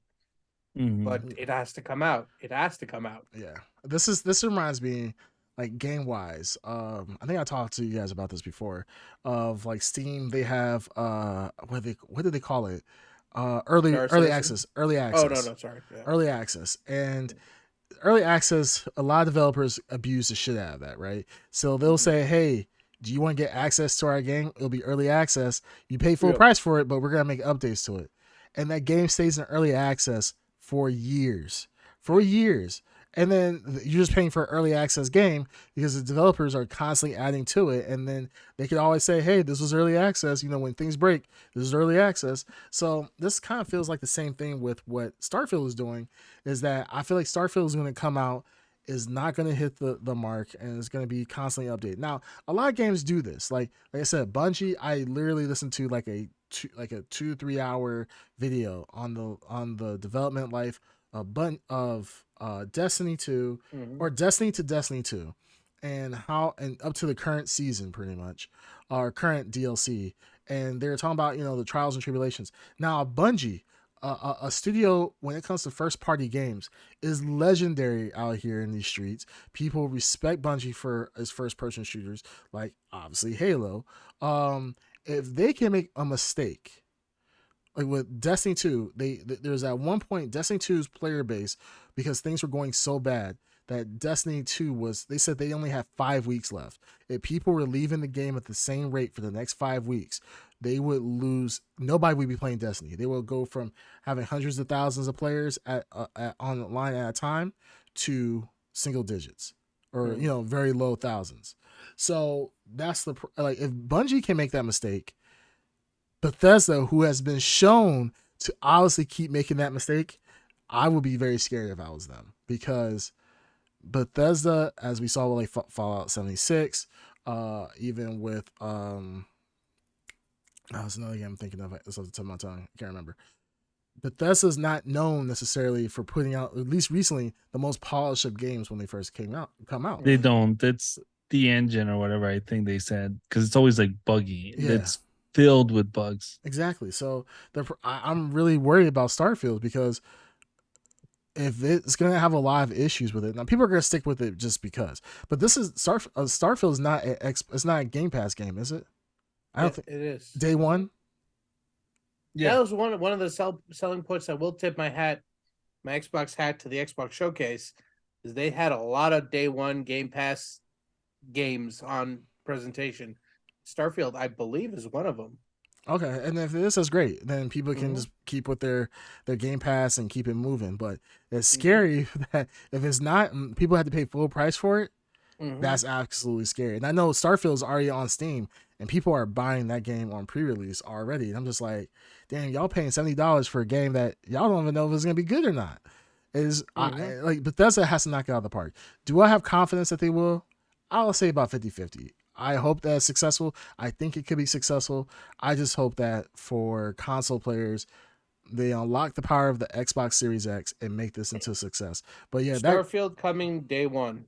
Day Xbox one. Game Pass. There you go. So that's I think will probably be the biggest saving grace for them. The fact that it's on Game Pass, it's on Game Pass, and that is day one. Because I just don't see, if it was $70 and it's coming out and being buggy and absolute shit, I don't think it would be as successful as it's probably going to be because You're right. of Game Pass. And like, I mean, in a different era, Fallout 76, if that came out with the Game Pass model, people would be a lot more forgiving of it. Yeah, that's true. Yeah. So I mean, maybe this is like, they know that it's going to have issues coming out, but it's going to fit into that Game Pass forgiveness model. You know what I mean? So yeah.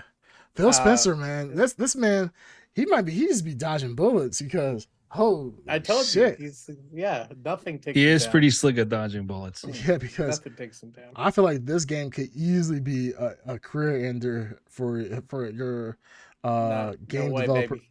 No, babe. No way. Phil Spencer, he does it again, and I hope, I hope it doesn't come into another Redfall situation, because I don't think Redfall has granted, Redfall just came out, but Redfall. Oh, no, everyone forgot already. Everybody forgot. You're an Xbox fan. You should know what Redfall is. No, I don't. That doesn't sound familiar to me. It sounds made up. Is that a PlayStation game? It might be a PlayStation. I think it was PlayStation exclusive. Yeah. So after the Redfall situation, they have to knock this out of the park. Well, Redfall is still also 30 FPS. Redfall, yeah. Which is horrible. Still haven't fixed that for a first-person shooter. Like and that game is not visually dense or too complicated to do. It just seems like that's a problem for Xbox to hit. Yeah, Xbox just can't hit the numbers. That's crazy. And then on Xbox Series S, it's at 2K.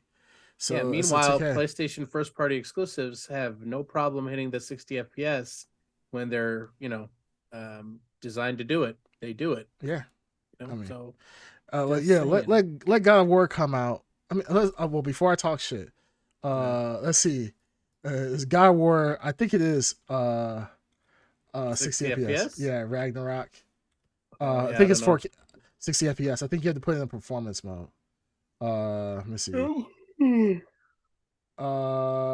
Targets with a maximum of 2160p. So and performance mode. However, it'll only target 30 FPS in native 4K quality mode. So but you got to pick quality. You got to pick the 4K or the FPS. Yeah. That's one thing I liked, because I don't have a 4K TV. I could switch it to the performance mode. Yeah, so you switch to performance mode, you hit 60. Yeah, but if you hit quality mode, you got. But then again, going back to options.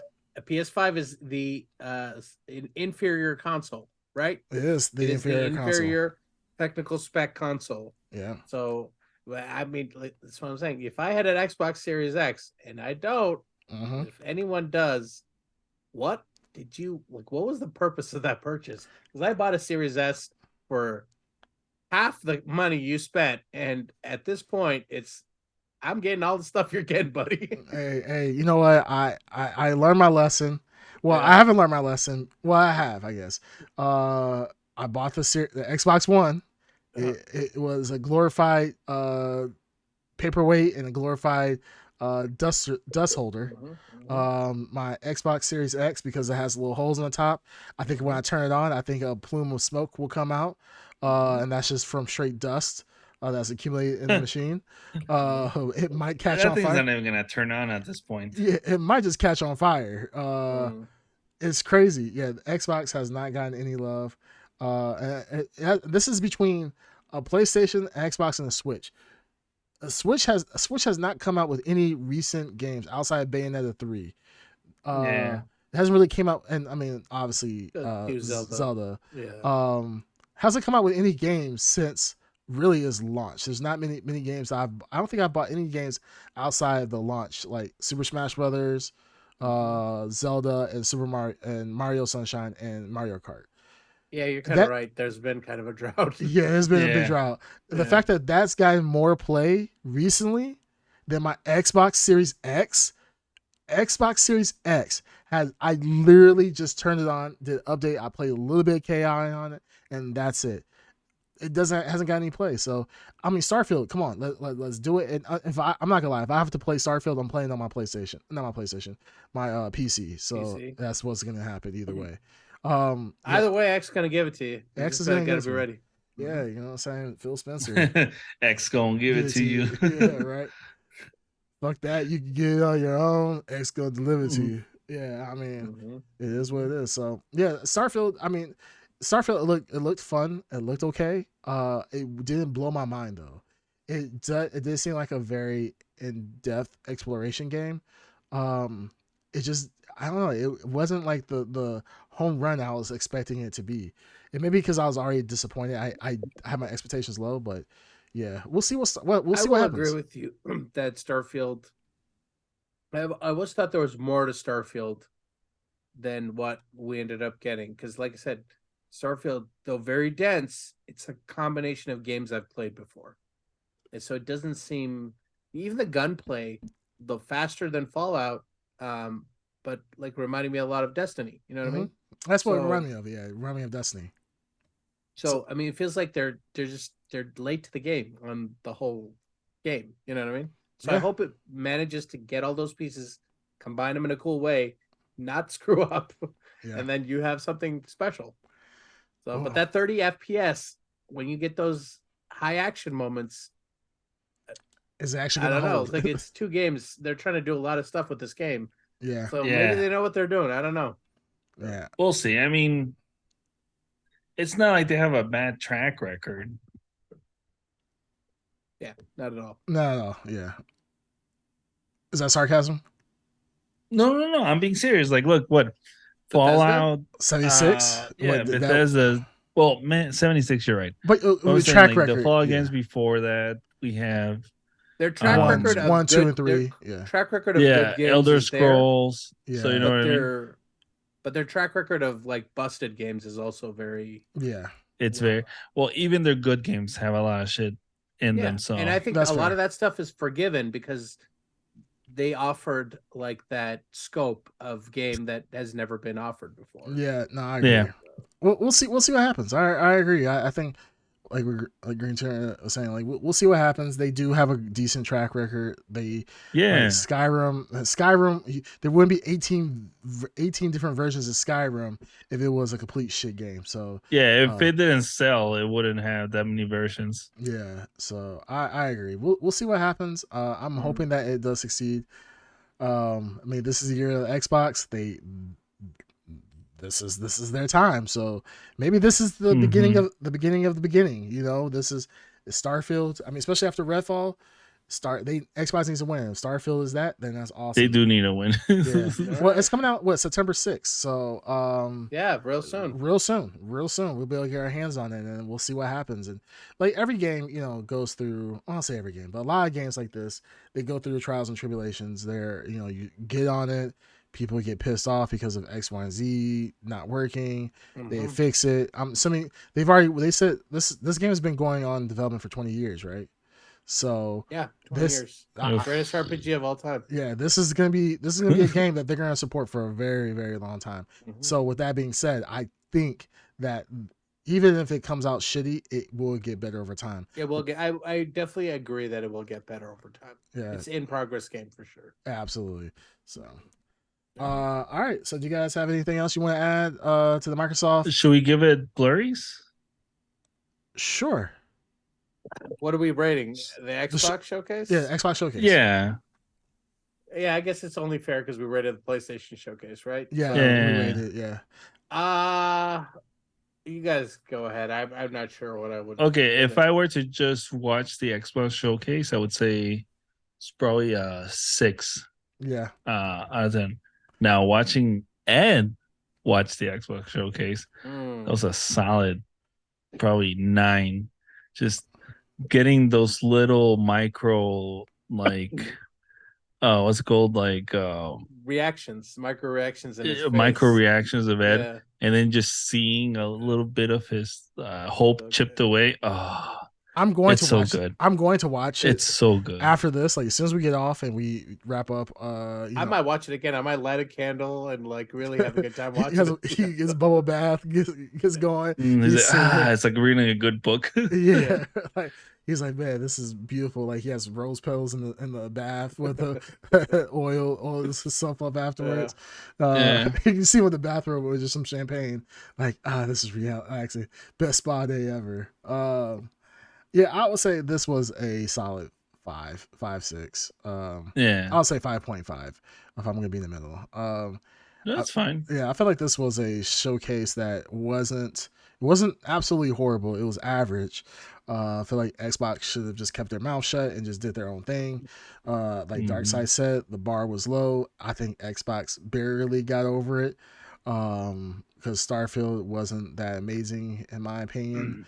That was the main showcase because Fable that didn't scratch the itch. What they showed wasn't what we all wanted to see. Yes, exactly. What they hyped themselves, what is not what they delivered. A lot of first party games that did not show the gameplay unless you like Forza. I mean, there's Forza, a couple, man. but none of them really did much to move the needle. And a lot of third party games. I will say what I will tip my hat at. Starfield was impressive. Again, not for me, but was impressive, and a lot of Game Pass investment in this showcase. So for that, I will say I think they of all the showcases, they were all pretty much middling tier. Nobody really rose up and was the best, overwhelming, but I think Xbox eked it out a little bit over everyone else. Yeah, I agree. And I think a lot of part of that is Starfield. So I'd also give it a 6, maybe 6. Yeah. Right. Okay. It sounds like we're all overall. To be honest, it's just not just Xbox. It's also the other shows that we watch. It was like underwhelming. Yeah, it was. A lot of people have said this summer E3 Games Fest, whatever you want to call it. This whole from no one. No one had anything. Nobody like where you're out. like, oh wow. That's why I'm glad. That's why I'm glad E3 is kind of dead. Done for. Yeah, because it's like you get these years that are just blah, and they're spending all this money. I get why they don't want to do it, and I'm fine with it. Release your trailers.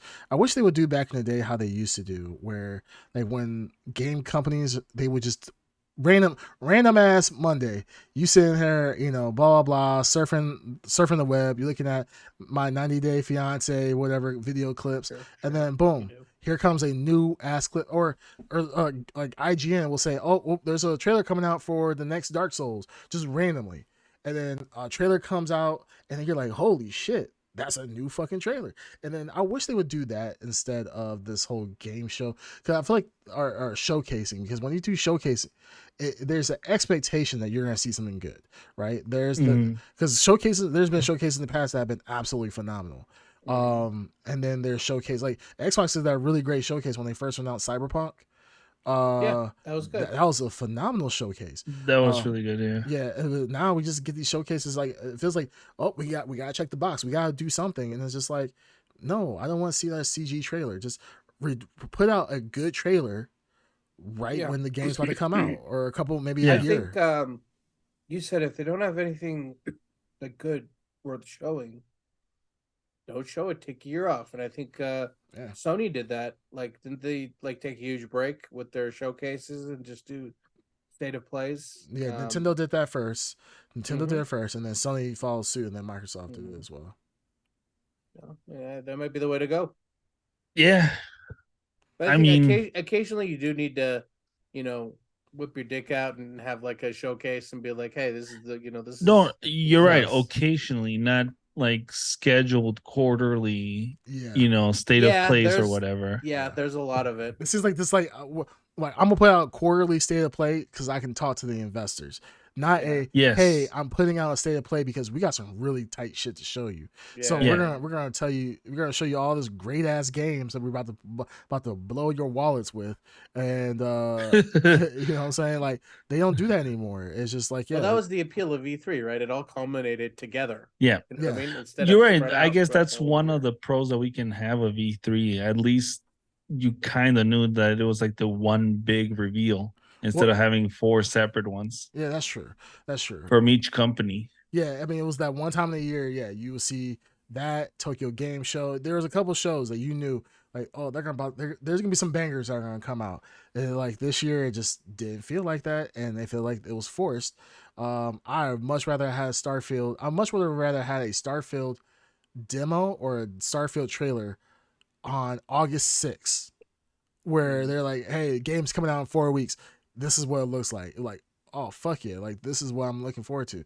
Instead of this extended play, like, it seems like instead of the game be able to speak for itself, they're trying to sell us on the game. And it's like, I don't need you to sell me on the game. Like, show me some good shit. Like, what happened to having just good-ass trailers that show in-game footage? Like, Dark Souls. I remember the trailers for Dark Souls, like, they proved themselves time and time again. So they didn't have to sit here and have a really long extended plays. I mean, they have done that, but most of the time it was just the commercials. The commercials were just badass. There's still a Dark Souls 3 trailer that I watch to this day because the cinematography of the game just looked phenomenal. The game sold itself. Same thing like with Bloodborne, sold itself.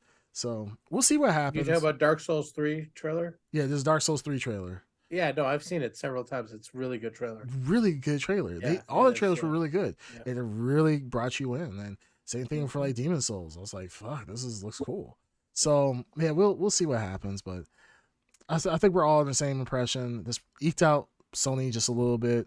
But Xbox, yeah, they definitely didn't come with the fire they could have. They could have absolutely killed it. They could have killed it this year, but we keep wanting them. We keep wanting them to absolutely kill it. Like they have. Again, I don't want to beat a dead horse here. When you spend billions of dollars acquiring everything, at some point you gotta like kick the door down and like blow your competition away. You gotta blow them. Literally blow them. You would think that would happen at some point, right? Yeah, suck their dicks. Like you really gotta blow them. They really have to blow them. How are you in second place after buying the world? Like it just doesn't make sense. Anyways, all right. Well, I guess I'll take us out. Alrighty. All right. Well, guys, listeners. This has been episode 88 of the Blurred Podcast. You can catch us on all major podcast streaming platforms. Podcast. Man, it's been a long night, man. I'm telling you, I'm super tired. I don't know what y'all know. Hey, you're doing a much better job than I would. I've been drinking coffee this entire time. I've been drinking all this damn coffee, and I'm still gonna probably pass out instantaneously. But Yeah, so you can catch us on all major streaming podcast platforms. You can catch us also live on twitch.tv/the Blurred Podcast. Normally, once again, we have 4 of us. There's only 3, but next time you catch us, you can catch the Ed Underground as well. Myself, Creamcast, Darkside, and Green Tuner. All right. Any last words, guys? Baby. Baby. Blur you later. Blur you later, guys. Blur you later.